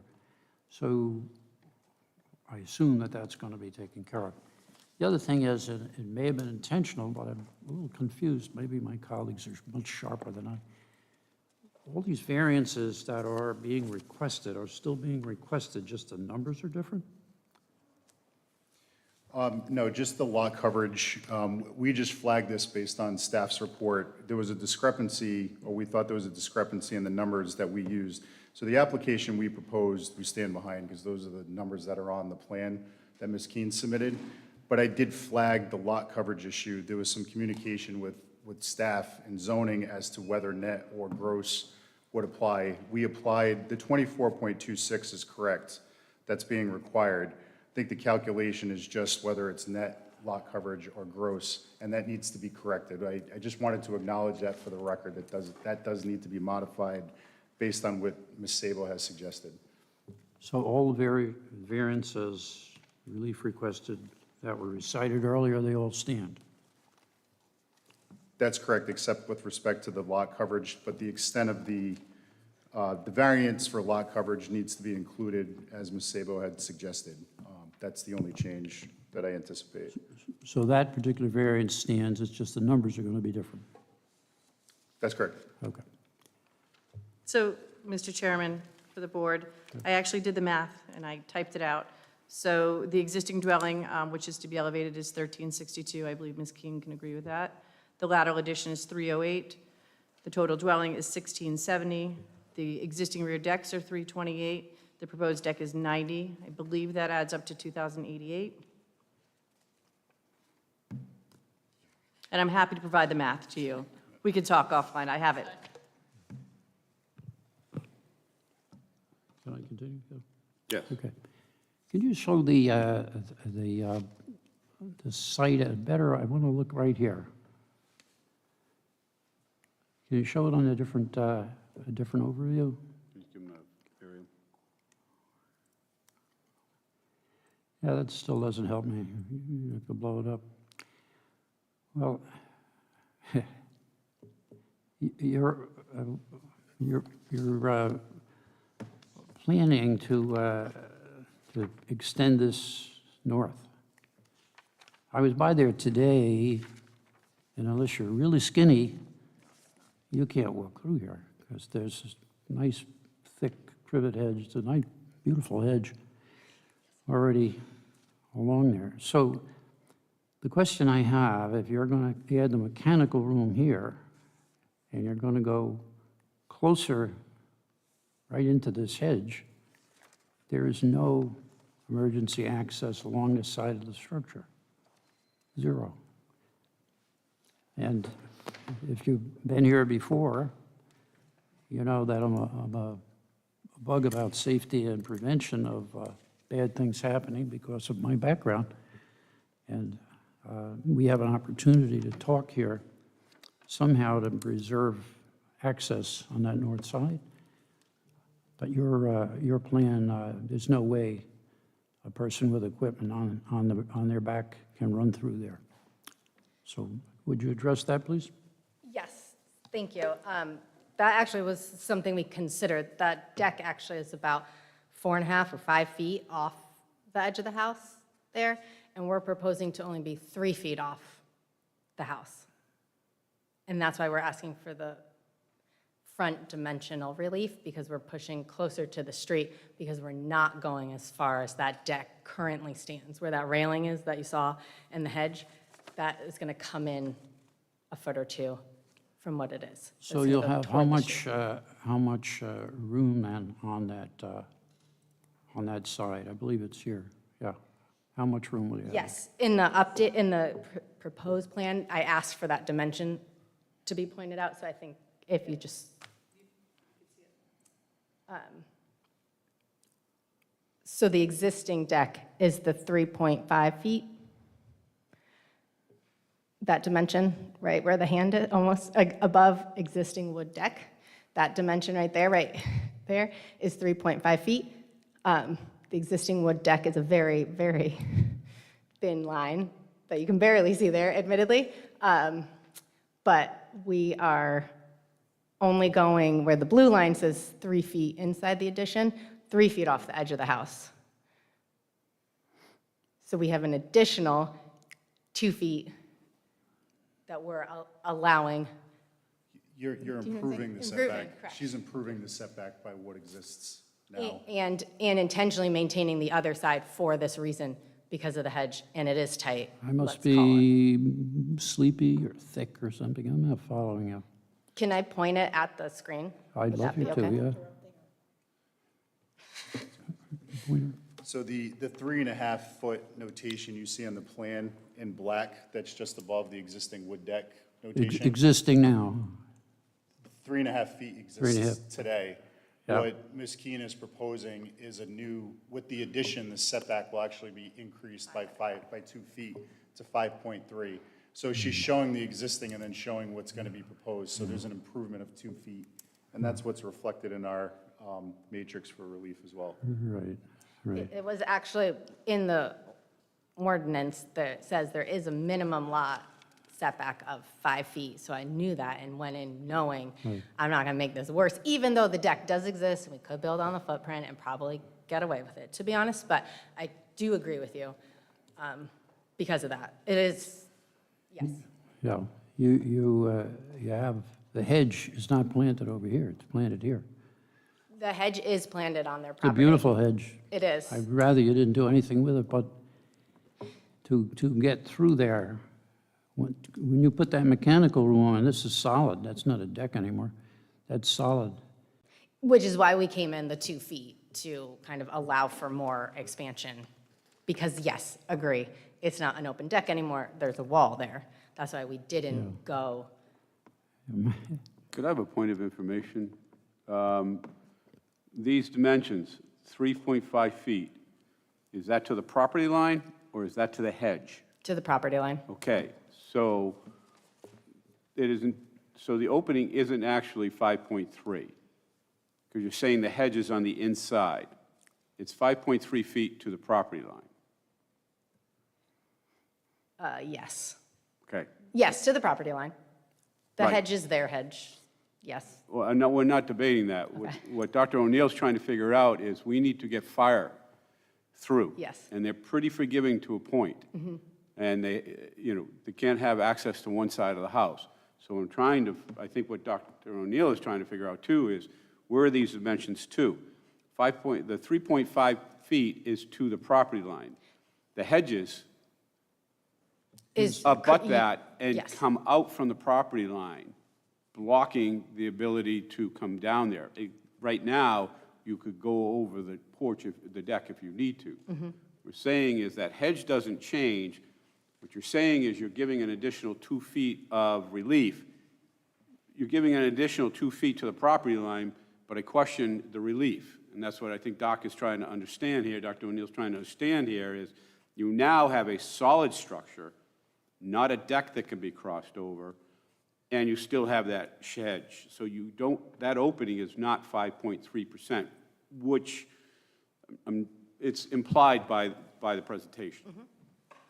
Doc, I'm sorry, I just wanted to. No, I think that helps to Back to you. clarify it. When the firemen show up, they can't take their time with their chainsaw to knock the hedge off down so they can get through. But I was there today, I mean, I don't think it's 1 foot between the deck and the hedge. I mean, so there's no, like, you could say, well, how often is there going to be a fire? How about tomorrow? I mean, we don't know. Yeah, I agree. So I just thought, while you're doing this, and while we have a chance to talk about it, I think you ought to make it, because that's going to be a solid, it's not going to be a deck.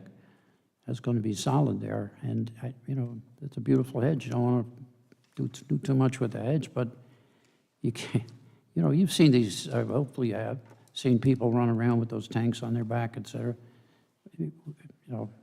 If somebody's in trouble on that side of the building, because that's the other thing, occasionally people say, well, they just run around the other side of the house. Hey, we're talking, sometimes seconds make a difference. Somebody gets caught in one of the upper floors. But that's my point. The other thing is, as I implied, if all these variables are still requested, I think you have to do more homework on this, That's my opinion. You done, Doc? Jerry? It's a beautiful home. Well done. But I think the footage variance, it's just the nature of the lot that you're restricted to expand, especially in the front yard, I just have a problem with that. It's a big ask, going from, if I'm right, 1843 to 2088, correct? 245 square feet more, is that correct? The addition. The addition is 205 living space and 100 covered porch. If it helps, the front yard existing is 17.3 feet today, and we're proposing 11.4 feet. So that's the difference in the That's 6 change. feet. Yeah, I have a hard time with that. That's all I have. Rupert? So I have two things. So you mentioned asking for removing the utility space from the FAR. How's that considered? I guess that's a question for Jill. Mr. Friday, to move the utility space, Is the utility space included in the FAR? I don't believe so. That's a good question for the building official. I don't believe so. It doesn't in the ordinance, it doesn't specifically call out mechanical space, but it does call out garage and storage. Because we're in the floodplain, typically, and I've had a conversation Right. with him that they would allow it, I just didn't include that in this. So the other question I have for you is, so on the Plan A2, so the existing, it shows a bedroom on the first floor, and the second, the proposed, it's showing the same space, calling it an office, and I'm just, why is that not a bedroom? So the reason being is that multiple reasons, when they came and visited, or when they started living here during COVID, they both work from home. So one of them utilizes the sitting room in their bedroom, and the other was using that bedroom as an office, and it became that and will remain that. So that's why they wanted to relocate them upstairs. They genuinely work from home, significant portion. And I know he could speak to it. He was unable to be here tonight, but he could definitely speak to it and more. So I guess a question for Jill, so calling it an office, I mean, if it walks like a bedroom and it talks like a bedroom, isn't it a bedroom? It is. So that would, What is the door span on that? The door would be under the stairs, and I think we're tied to existing areas, but if it's a matter of minimizing the expectation of privacy, the windows aren't egress, the door can have glass in it, like they genuinely are trying to use it as an office, and like I said, I'm sure they would speak to it. That is everything they've told me. We've had this conversation with them because, of course. but the next owner would treat it as could treat it as a bedroom. Yeah, I guess that would have to just go to the special use of asking permission and following through the correct protocol if they were in fact to use it as a bedroom at the time. So, Mr. Friday, I'm happy to follow up with the building official and get an answer on that And I guess. prior to zoning. And I guess have a condition that it be clearly not used as a bedroom going Or forward. that it comply, Yeah. right, with the ordinance to not meet the definition of bedroom. Yeah.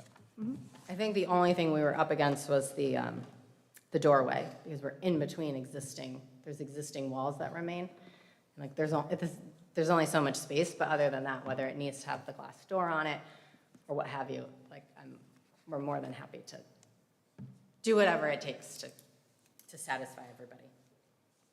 Like I said, I've definitely spoken to them about it. I mean, the impact would be on the parking, so. right.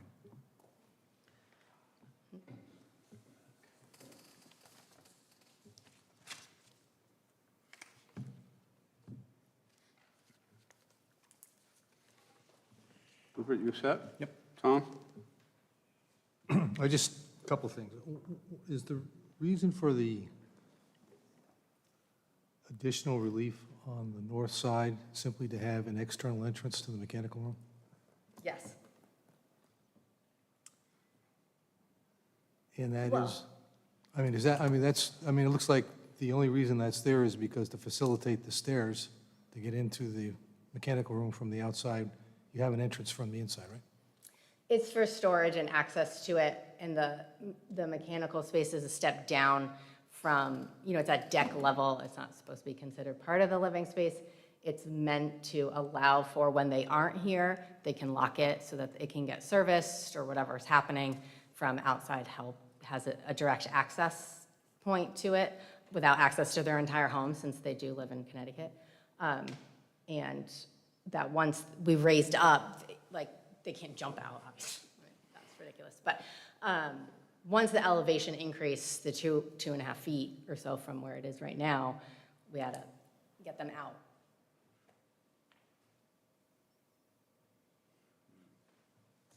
Okay. Yes, and again, it's still inside the existing deck footprint. I'm So sorry. I should put that. Maybe I misread it. Looks like- No, on that same A2 sheet, there's the existing footprint is right next to it, and you could see that existing deck size. Okay, Like, oh, there we go, sorry. I got it, okay. Okay. And I guess, Like I okay. said, we're trying to bring it in. I got it, thank you. But we needed the door. I guess I'll just reiterate what Doc said. If you ask me tonight what I'm being asked to vote on, I can't tell you just yet because there's a lot of fluidity in terms of where the numbers are right now. So I'd feel more comfortable having a harder set of numbers to take a look at and say yep or no at that point in time.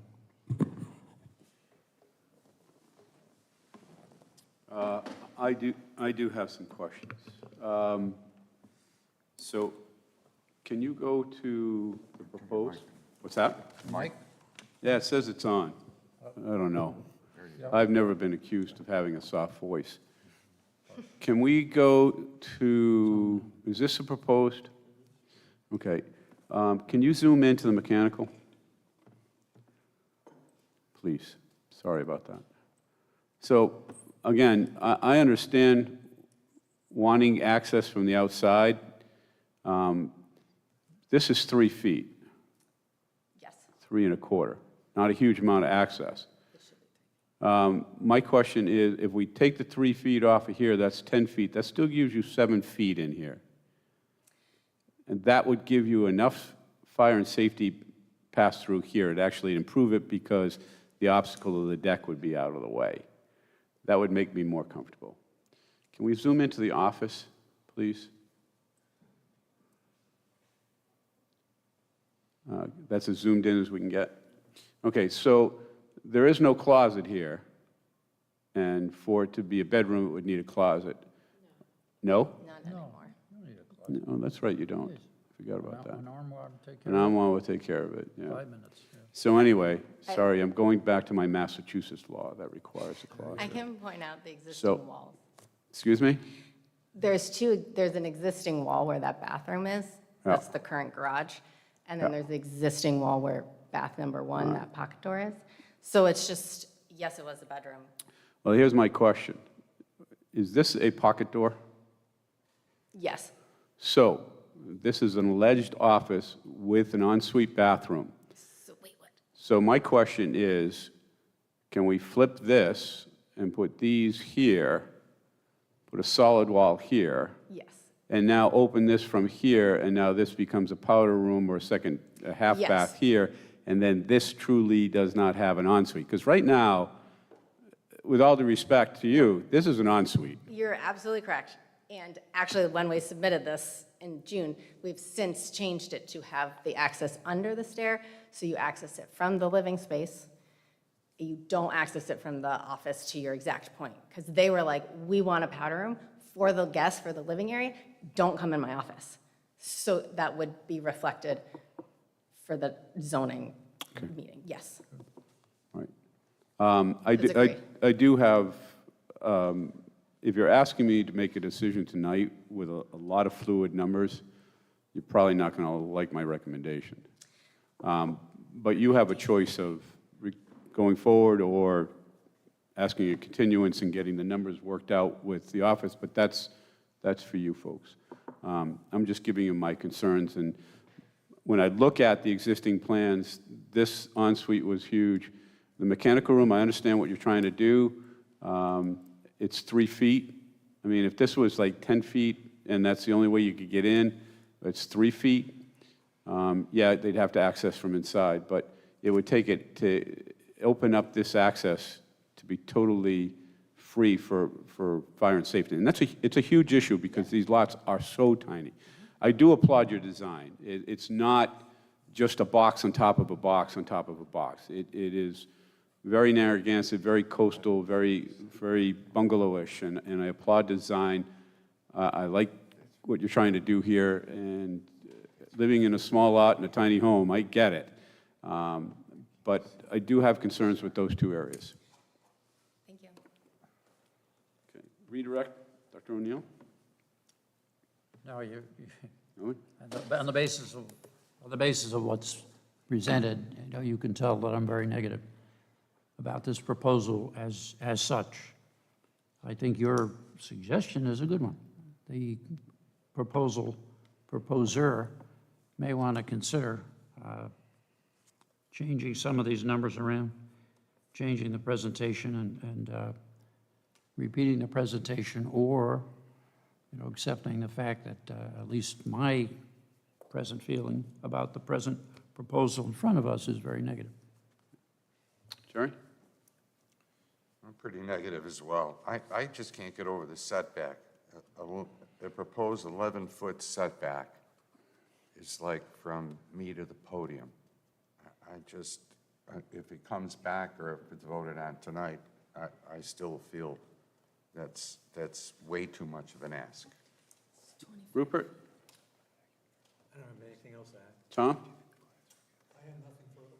Okay. I would further add, in the architectural design, and that is a passion of mine, by taking this back, you have a bit of a salt box roof here, so you could change the angle and the pitch on that backside, and you could still keep the character. Anything from the from staff? No. Okay. Do we have anybody abutting to this that want to talk? No. Okay. Would you like to add?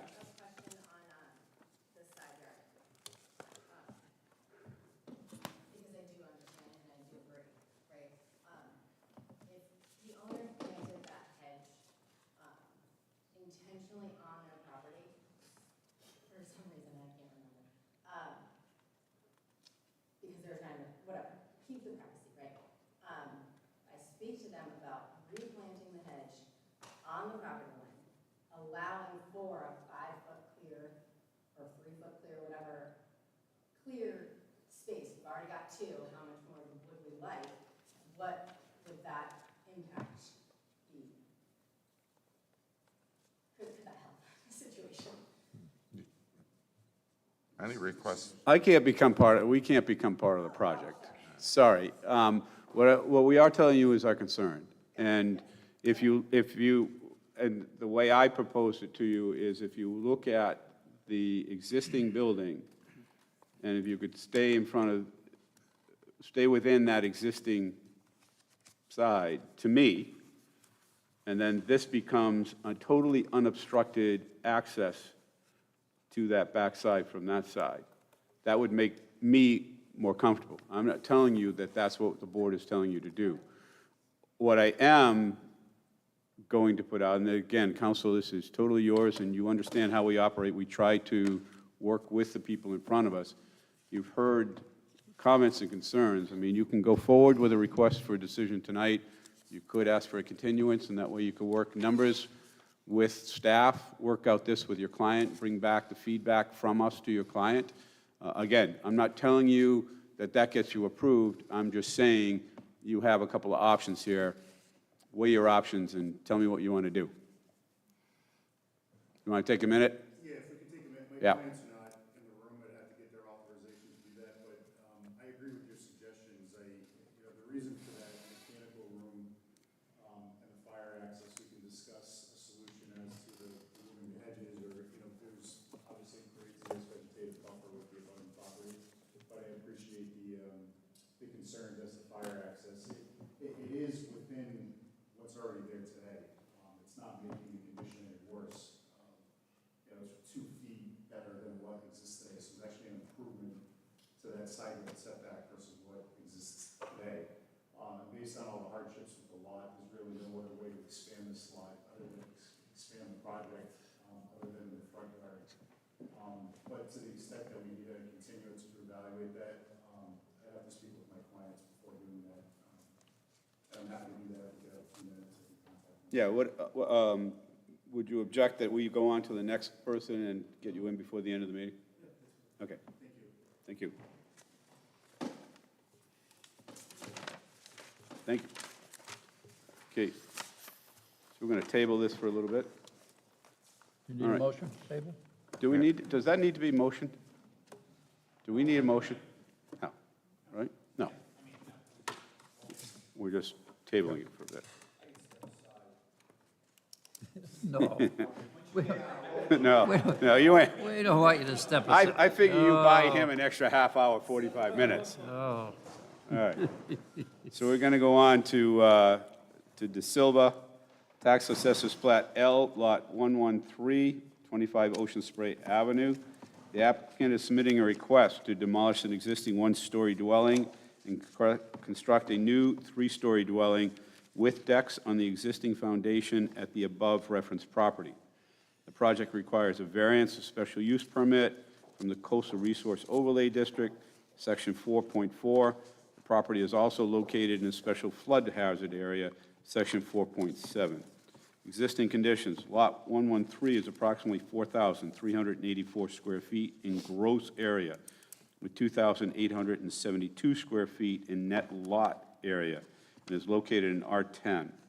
Existing 25 by 28 one-story, two-bedroom dwelling with an outdoor shower and a 7-by-7 shed. Existing building and lot coverage is approximately 950 square feet, or 33%. Proposed demolition of existing dwelling, concrete landing, shed, outdoor shower, and storage area. Construction of a 25 by 28 three-story, two-bedroom, single-family dwelling with a 6 by 25 three-tiered cantilevered deck. Proposed building and lot will be approximately 895 square feet, or 31.1%. All right. Relief is Section 4.4 Coastal Resource Overlay District, 184-foot variance and special use permit. Elevation plans indicate proposed building height to be 32.6 feet from average grade, 35 is allowed. Counsel? Thank you. You better, Thank you very much. You better come up with something better. So the good news is that we don't need any relief. We meet hardscape, softscape, height, front yard, setback, no dimensional relief required. The only reason why we're here is because of the, being within 200 feet of the coastal feature. They do intend to knock down an existing building, and it'll be reduced from 950 square feet to 895 square feet, so everything's becoming better, less non-conforming. The existing lot coverage is non-conforming at 33%, and the proposed lot coverage will be less than 31.1%. And, that's permitted under Section 9.1. We're going less. We intend to raise the building, use the existing foundation. They're going to get rid of the outdoor shower, the outdoor shed, and I think there's you're going to jackhammer a pad. So that's it. There's no, other than being in the overlay district, we're good to go. I do have the builder here with us. He can walk you through the plans and answer any additional questions that you might have. Do you want to present? What's that? Do you want to Yeah, I'll bring. walk through the plans? Yeah. Just introduce yourself to the board. Art Catalozzi, Packet Builders. You want to walk us through something? Yeah, can you just tell us what you intend to do? We have an existing foundation there. We're using existing foundation, reinforcing the foundation with screw piles. All the screw piles are internal in the foundation, so there would be no even expansion of the foundation beyond the existing footprint with even a pier design. Everything is within the existing footprint of the foundation inside the foundation. The original relief of the plan was for an outdoor shower that's got this small covered roof. That was probably an afterthought. Yeah, it's not even really showing that. That shower is gonna be gone, so that's gonna relieve a small percentage of the lot coverage. There was also a concrete pad that was used as a step that we're gonna jackhammer out. The pad was quite large, it was 4x3. That's gonna be gone, and there is an existing shed which is being removed also. There will be no shed going back on the property. The ground underneath the shed is dirt. It's built on small pieces of concrete pier that we're gonna yank out of the ground. So that'll be gone in the entirety.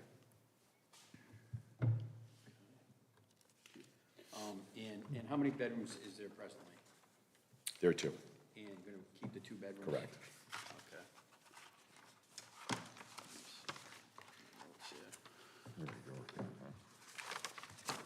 And what about parking? We'll conform with the parking. We 200 have, square feet per bedroom? correct, we have it. The parking is not hardscape, it's perm rule. Okay.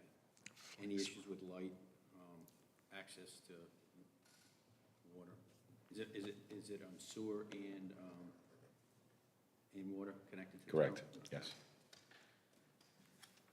That's Okay. it, Mr. Chairman. All right. Dr. O'Neill? Yeah, I love to look at these old places. I live in a barn that's built in 1890. This goes back a long time, this place. So I'm interested, well, 2 things. Number one, the character of it, because when I came here many, many years ago, there were so many places that resemble this, and they're all disappearing. How old is this structure? Do you know? Do you have an idea? It was built back in the 40s or 50s? It's a long time ago. I think we have that. My application said it was, I don't know when it was built, but it was, hold on a second, where's my application? 20-something? It's 20s or 30s. Yeah.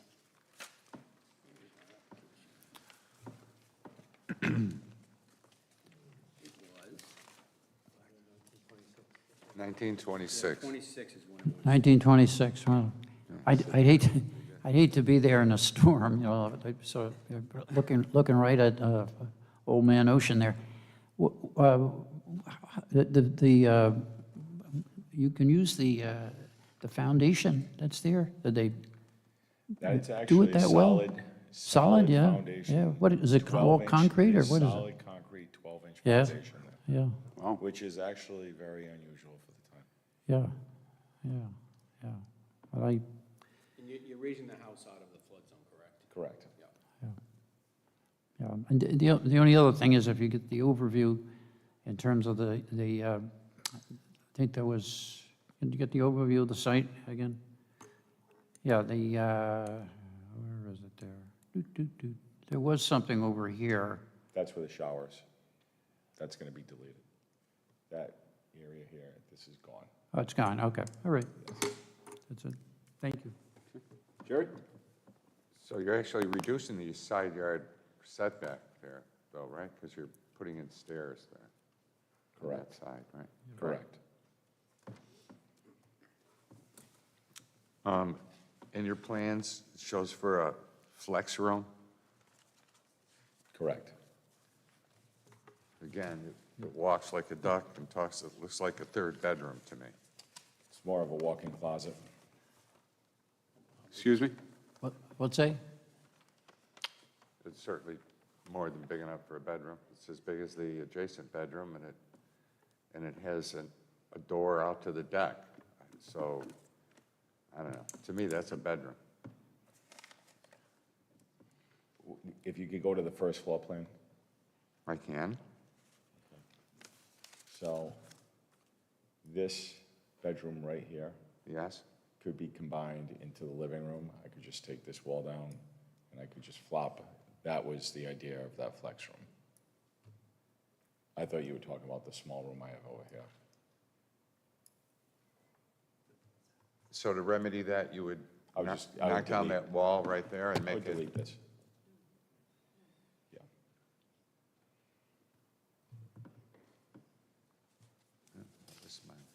I could just combine. Mr. Brunetta, And if I may. if I wanted to keep the first floor bedroom, I could just delete this center petition wall. This would just become one big, The flex room doesn't meet a definition of a bedroom. The doorway is over what is it, 48 inches? It's 4 feet. It's proposed at 4 feet. right? I see that. Thank you. I know the practice that you're talking about. Yeah, so I had the same concern about the flex room becoming a bedroom, even though, If it pleases the board, I would just delete this wall. And this would be or I would make this a cased opening, just to give some definition to the room for the seating.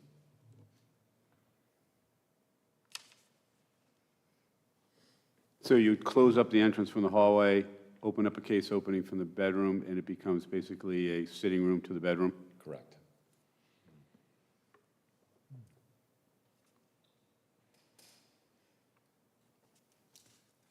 Unfortunately, that's not what's before us, though, right? Right. I mean, We could can make verbally it, Well, agree. we can make it a condition. We can make Make it it a condition before you get to zoning, yeah. If we put that on our recommendation, well, you could still probably negotiate with them, but I agree that, you know, a duck is a duck is a duck, and so there has to be some way to remedy that. And Well, as a your condition, I would suggestion is a good one, you know. Yeah, I would delete the wall. Yeah. Jerry, does that make you more comfortable? Yes, it does. Rupert? Rupert's happy. Yep. Anything else, Rupert? that's it. Thomas? The variance that you'll need for the overlay district has a requirement that you enter evidence into the record that the granting of the special use permit will enhance the in protection of the environmentally sensitive feature. I just wondered what your argument is there, Jack. Which provision you were asking me to direct to? On page 4 or 5, at the bottom, the overlay district, the variance in the special use permits. In granting a variance in conjunction with a special use permit in an overlay district, the zoning board, not us, the zoning board, must make a specific finding of fact defining any environmental features, which I presume is the waterfront here, to be protected in the manner in which the granting of the special use permit and variance will enhance the protection of the environmentally sensitive feature. So I'm just, curious in terms of how you're going to make that argument. Well, I think they're using is it an overhang, right? Is there what's that called? They're cantilevering over, they're not actually going onto the ground on the front there. And, On the front or the back? towards the ocean side. Ocean side. Yeah, they're cantilevering, they're not, dropping anything to the ground. So to that extent, they're not, I think that's an improvement over what's there right now. And, just the look of the house, I think it's a one-story right now. I mean, it's a knockdown. That's what it is. And it's definitely gonna improve the character of the neighborhood, certainly. Okay. Thank you.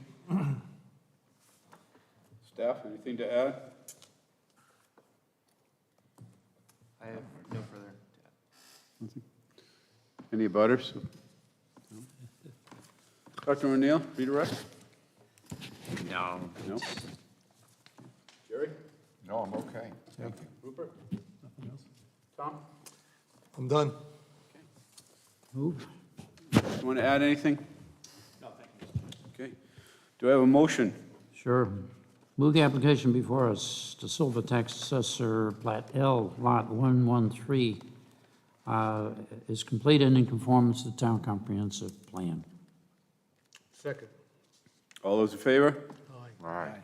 All those opposed? Unanimous. Do I have a motion on a recommendation to zoning? To the zoning board, move the application to Silver Tax Assessor Plat L, Lot 113 positively, with the staff's comments, recommendations, et cetera, dated August 14, 2024, with the addendum that the applicant agreed to eliminate the potential for a third, is it a fourth bedroom? No, to eliminate the potential bed- for a third bedroom, planning to remove the wall on the second floor between the bedroom and the open space marked, what is that marked? Flex room. Marked flex room. Dr. Uno, if I could, I would ask that the condition be worded that the changes as proposed by the builder would be to close off the access from the hallway and then open it. You want a case opening? Is that what you're thinking, or it's just taking the whole wall down? We would probably do a case opening just for some structural So reasons. create a case opening, a large case opening between the proposed the bedroom and the flex room. The flex room then becomes part of the bedroom as a sitting room or office or something. It just clarifies it a little bit better. Yep. You cool with that? Yeah, I agree with the additional wording, yeah. Okay, do I have a second on the motion? I'll second that. All those in favor? Aye. All those opposed? Unanimous. Good luck, guys. Okay.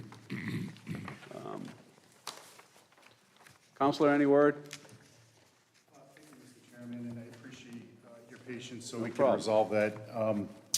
I just have one indulgence, if I could ask. I think the only point of confusion with the lot coverage numbers is we're about 65 square feet off from what you had calculated. Could you just run through again quickly? I just want to make sure I understand, that's all, so we're on the same page. Sure. So for the proposed lot coverage, I have the existing dwelling at 1362, the lateral addition at 308, the existing decks at 328, and the proposed deck at 90, which gets you to 2,088. And I'm just going to ask Ms. Keene if she can verify that. I have the math for you, Ms. Keene. I should have given you a copy. No. The 1362 is that 1296 plus 128? It's 1260 plus 102. So the existing dwelling is 52 and a half by 24, and then the bump out is 8 and a half by 12.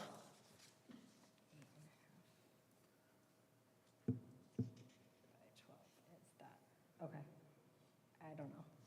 All right, so, Mr. Chair, I do appreciate the board's comments and concerns, and we're going to discuss this further with our clients. As I stated, the relief that's being requested is reflected on our Exhibit A and the plans that have been proposed. I appreciate staff's calculations and the work that they put into this. I didn't mean to suggest anything was off, there was just some confusion as to those numbers. So all due respect, Ms. Sabo, I just No wanted to make problem. sure we were on the same page because there's a lot of math Absolutely. involved in this. I think we'd like to proceed respectfully, cognizant of the concerns with the side yard setback. Again, we emphasize the fact that this is actually a 2-foot improvement to the existing setbacks. We could confer with the fire chief as to any specific concerns or requirements they may have. I would encourage that as part of any recommendation. But again, it's within the existing, what already exists, and there's an improvement of 2 feet. We can confer with our clients as to the existing vegetation, if there's anything we can do to improve that. With respect to the office, the intent is to maintain 3 bedrooms, and we're proposing 3 bedrooms from what exists. There's no expansion. I think it's up to the zoning officer eventually as to what constitutes a bedroom. That's not the intent. That's not what's on the plans or what's being proposed. So I'd like to represent that to you. It's not the intent to make that a bedroom, and that would be represented in any approval at a later stage and subject to the zoning officer's review. With respect to the staff report and that lot coverage calculation, I think I would just reserve the right to just clarify that with staff, and we'll supplement the plan prior to zoning to reflect the accurate numbers. I've already acknowledged that it should be net lot coverage.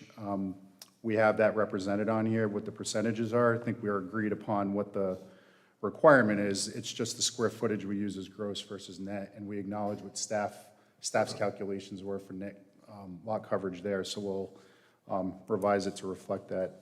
But I think at this time, we'd like to move forward with the recommendation, acknowledging staff's and the board's concerns, and we'll try to address those as best we can as we move forward before the zoning board. Okay.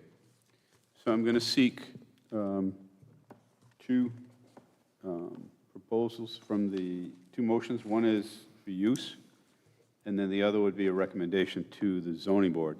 I remind the board, we are very used to granting these, but if based on conversation, there is a negative, it must be, it must address hardship and whether or not the applicant has shown sufficient hardship to warrant these variances. So, May I challenge you on that? What did you just say, that we're used to granting these?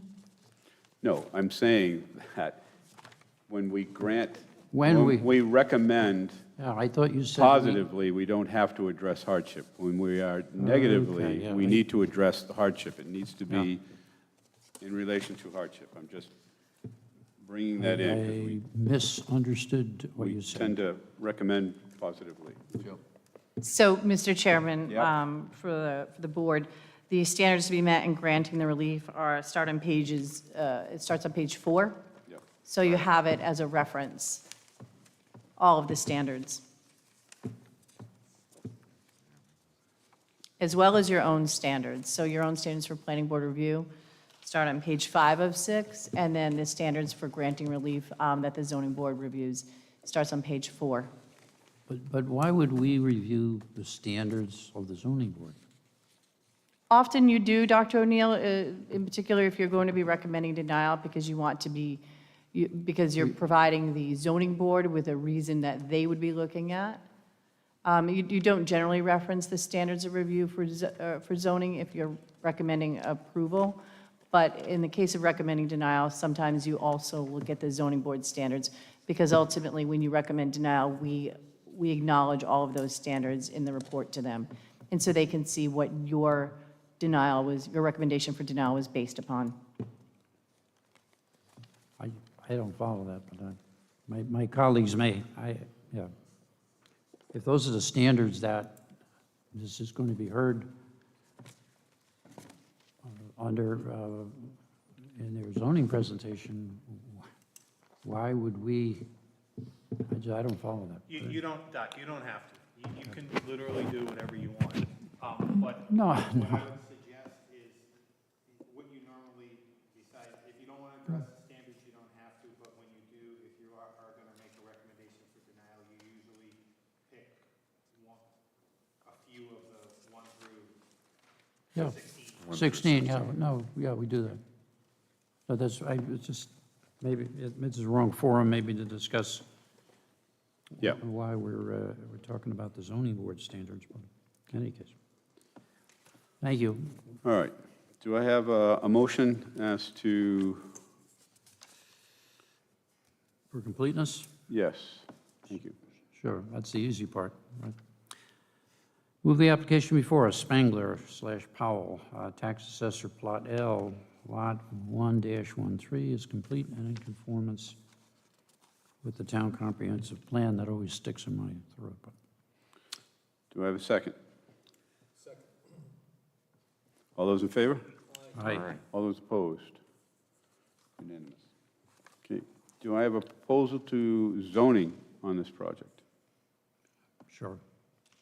Move the application before us, Spangler/Powell, tax assessor Plat L, Lot 1-13, for denial, based on staff's rules, recommendations, and correspondence dated August 14, 2024, emphasizing the multiple variances that are requested and referring to the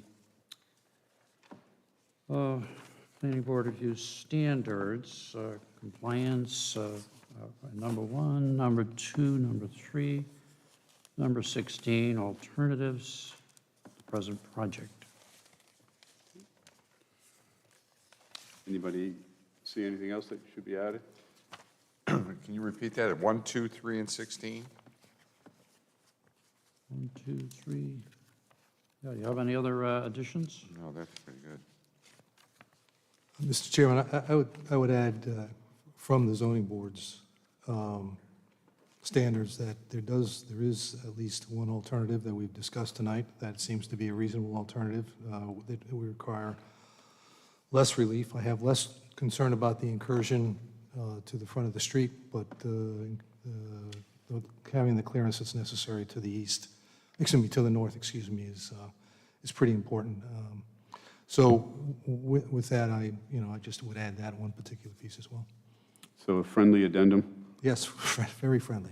Do you accept it, Mr. O'Neill? Dr. O'Neill? Sure, yeah. Okay. I'm going to argue with them. Mr. Callahan, can you clarify which? Yes, using the standards that would typically be used for relief for the zoning board, the hardship is the issue is whether or not whether there's an alternative. So section 18.5, number 16. I'm sorry, the zoning board doesn't have that as well? Standards required for granting relief, the hardship, blah, blah, blah, blah, blah. I'm sorry. Does- It's okay. Starts on page 4 of 6. Yeah, I'm looking at it right now. Excuse me. Doesn't 16 cover that? It absolutely can. It does. Okay, well, Okay. in the interest of time, I'll withdraw my friendly amendment. How's that? Again, part of my continuing education. So the recommendation to zoning is for denial. Correct. On the requested variances, based on recommendations, findings of staff, and presentation here. Yeah. What's that? I'm just reiterating it before it gets seconded. Okay. Do I have a second? I'll second that. Okay. I have a proposal and a seconded. All those in favor, that would mean that you are voting you're supporting the negative findings. All those in favor, say aye. Aye. Aye. All those opposed? It is unanimous. All right. Good luck in zoning. Thank you very much for your time. Appreciate it. No problem. My pleasure. He picked that up from Terry. Good luck. All right. Guys, we haven't finished yet. Reports from staff, boards, assistant town solicitor, any legislative updates?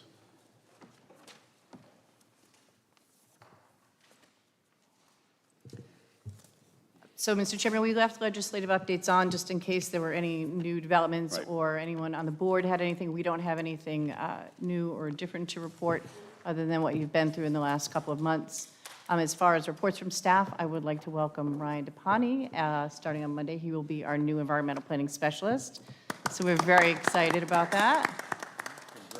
Excellent. Not that he hasn't already been doing the lion's share of the work. That's all I had. Thank you. Last item is September 17th is proposed, 2024, discussion of topics for study of the planning board. I asked everybody to bring their calendars to see if the 17th was good. Mr. Chairman, that's our next regularly scheduled meeting. No, it's our next? Yep. Okay, so that would be our next meeting. And do we want to do this in a regular meeting, or do we want to have a work session? Jill sent out the list of proposals that people submitted. I wanted to give you time to go over them, see if you wanted to add anything more. Do we want to do this as part of a regular meeting, or do we want to do a work session? I think a work session is more in order, what do you think, Tom? Yes? I would think so, just a dedicated meeting to doing this. I know that's not thrilling, you guys. I think, you didn't ask me, but I'm going to add, if we're done with regular business at 8:15, we can't stay here till 9 or 9:50? I mean, why, I don't understand that. Well, then we'd have to go with a light schedule. Well, I don't know. Okay, so I just want to remind you that you have a subdivision scheduled for next month? For Clark Road. Mhm. Notwithstanding anything else that comes in, any other pre-apps or anything, you do have at least 2, maybe 3 site reviews on deck. Okay, you know, you never know how long it's gonna take, depends, you know, tonight, why are we in this big room? I mean, we had like 8 people out there.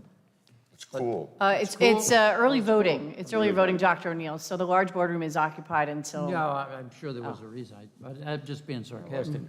Okay, so, Go ahead. so the question there becomes, do we just make this part of our agenda item for the 17th, and we could continue it to another meeting after that? Or do we do a work session, just dedicated to this? I'm looking for feedback. I think we need more time. I think we need a work session so that it's. I think so, too. Yeah. If you'd like, I can look through the calendars of available rooms. Okay. And coordinate some dates, if everybody wants to send me dates. Sure. for their availability. Okay. Wednesday. All right, so the majority, Dr. O'Neill, the majority seems to be for a work session. Would you be, Yeah, I mean, all listen, right, I've been to a lot of work sessions over the years. I know. I know, just looking at the count, at the time, if it was 9:45, I would say, no way. We gotta have a work session to try to add it on to any of these meetings, but.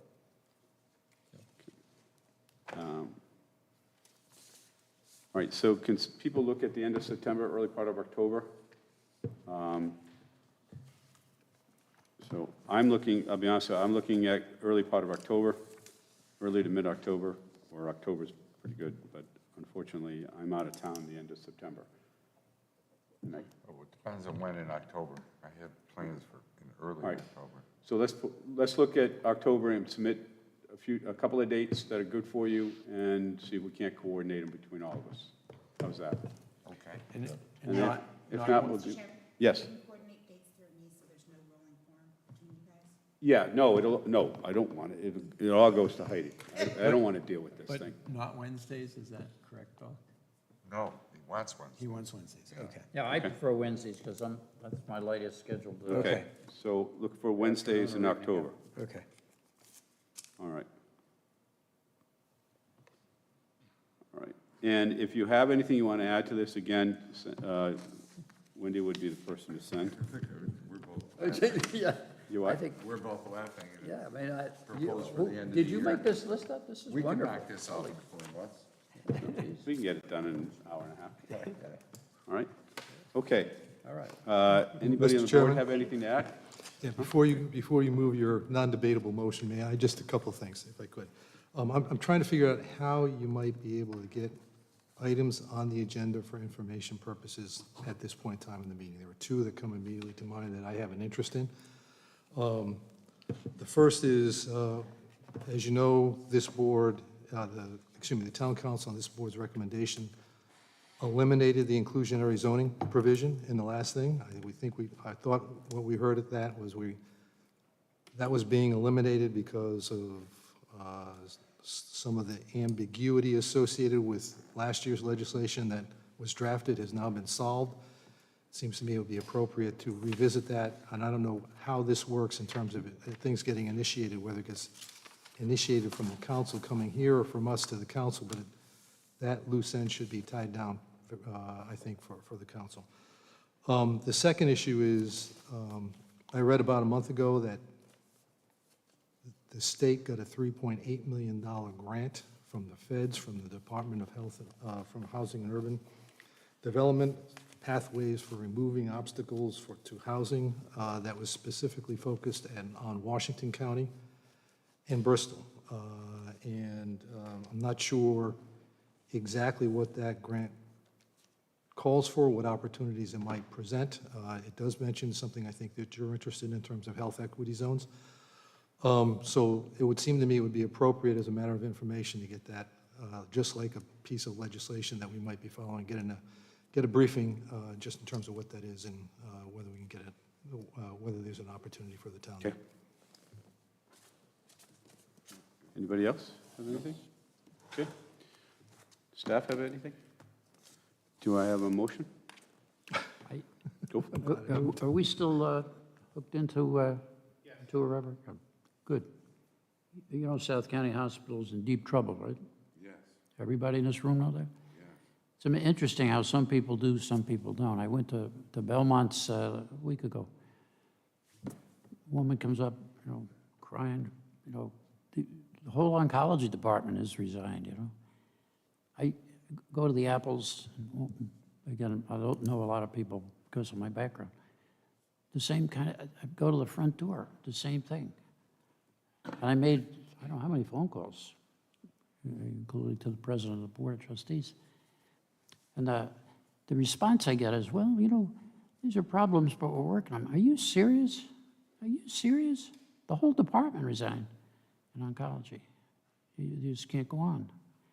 It's something for everybody in this room to be aware of, and we never get anybody watching these meetings, but if somebody's out there, something's wrong here. Something deep is wrong here. And I've been a member, connected with the hospital. I'm still connected on the cancer side of it. It's just, you're all aware of Stewart, right, up in Massachusetts, that disaster? Stewart owns 8 hospitals in Massachusetts. 2 of them already closing in bankruptcy. 6 others, they're struggling. It's just this, but this is our hospital locally here. Now, granted, this isn't the South Kingstown Planning Board. This is the Narragansett Planning Board, but for most people, local, use our hospital, but we're in deep trouble there. And there's my phone calls. I can't get an answer of, well, why? What's going on here? It isn't just the insurance companies don't pay enough. There's something else going on. In any case, just so you're all aware, there's a problem. Doc, do you have a sense for what the clinical volume trend has been there, both in terms of the hospital as well as the practice, medical practice there? Over time, what the clinical volumes have been? I'm sorry, in terms of the total usage of the hospital? Both of the hospital and I presume you have an affiliated practice as well?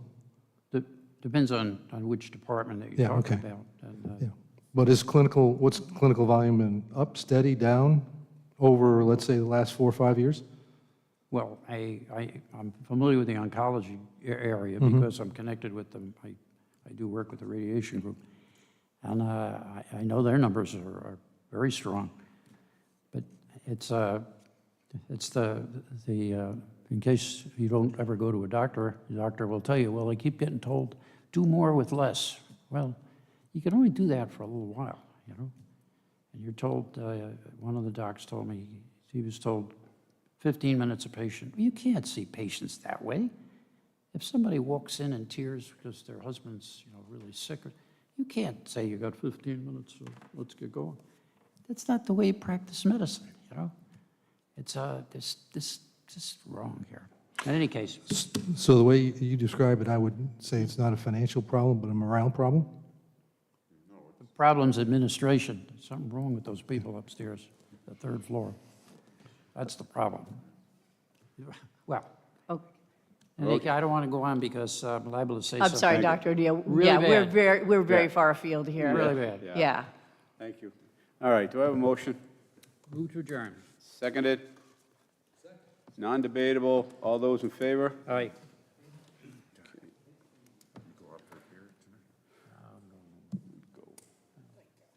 I got to get up early again. I was up early this morning. I'm part of the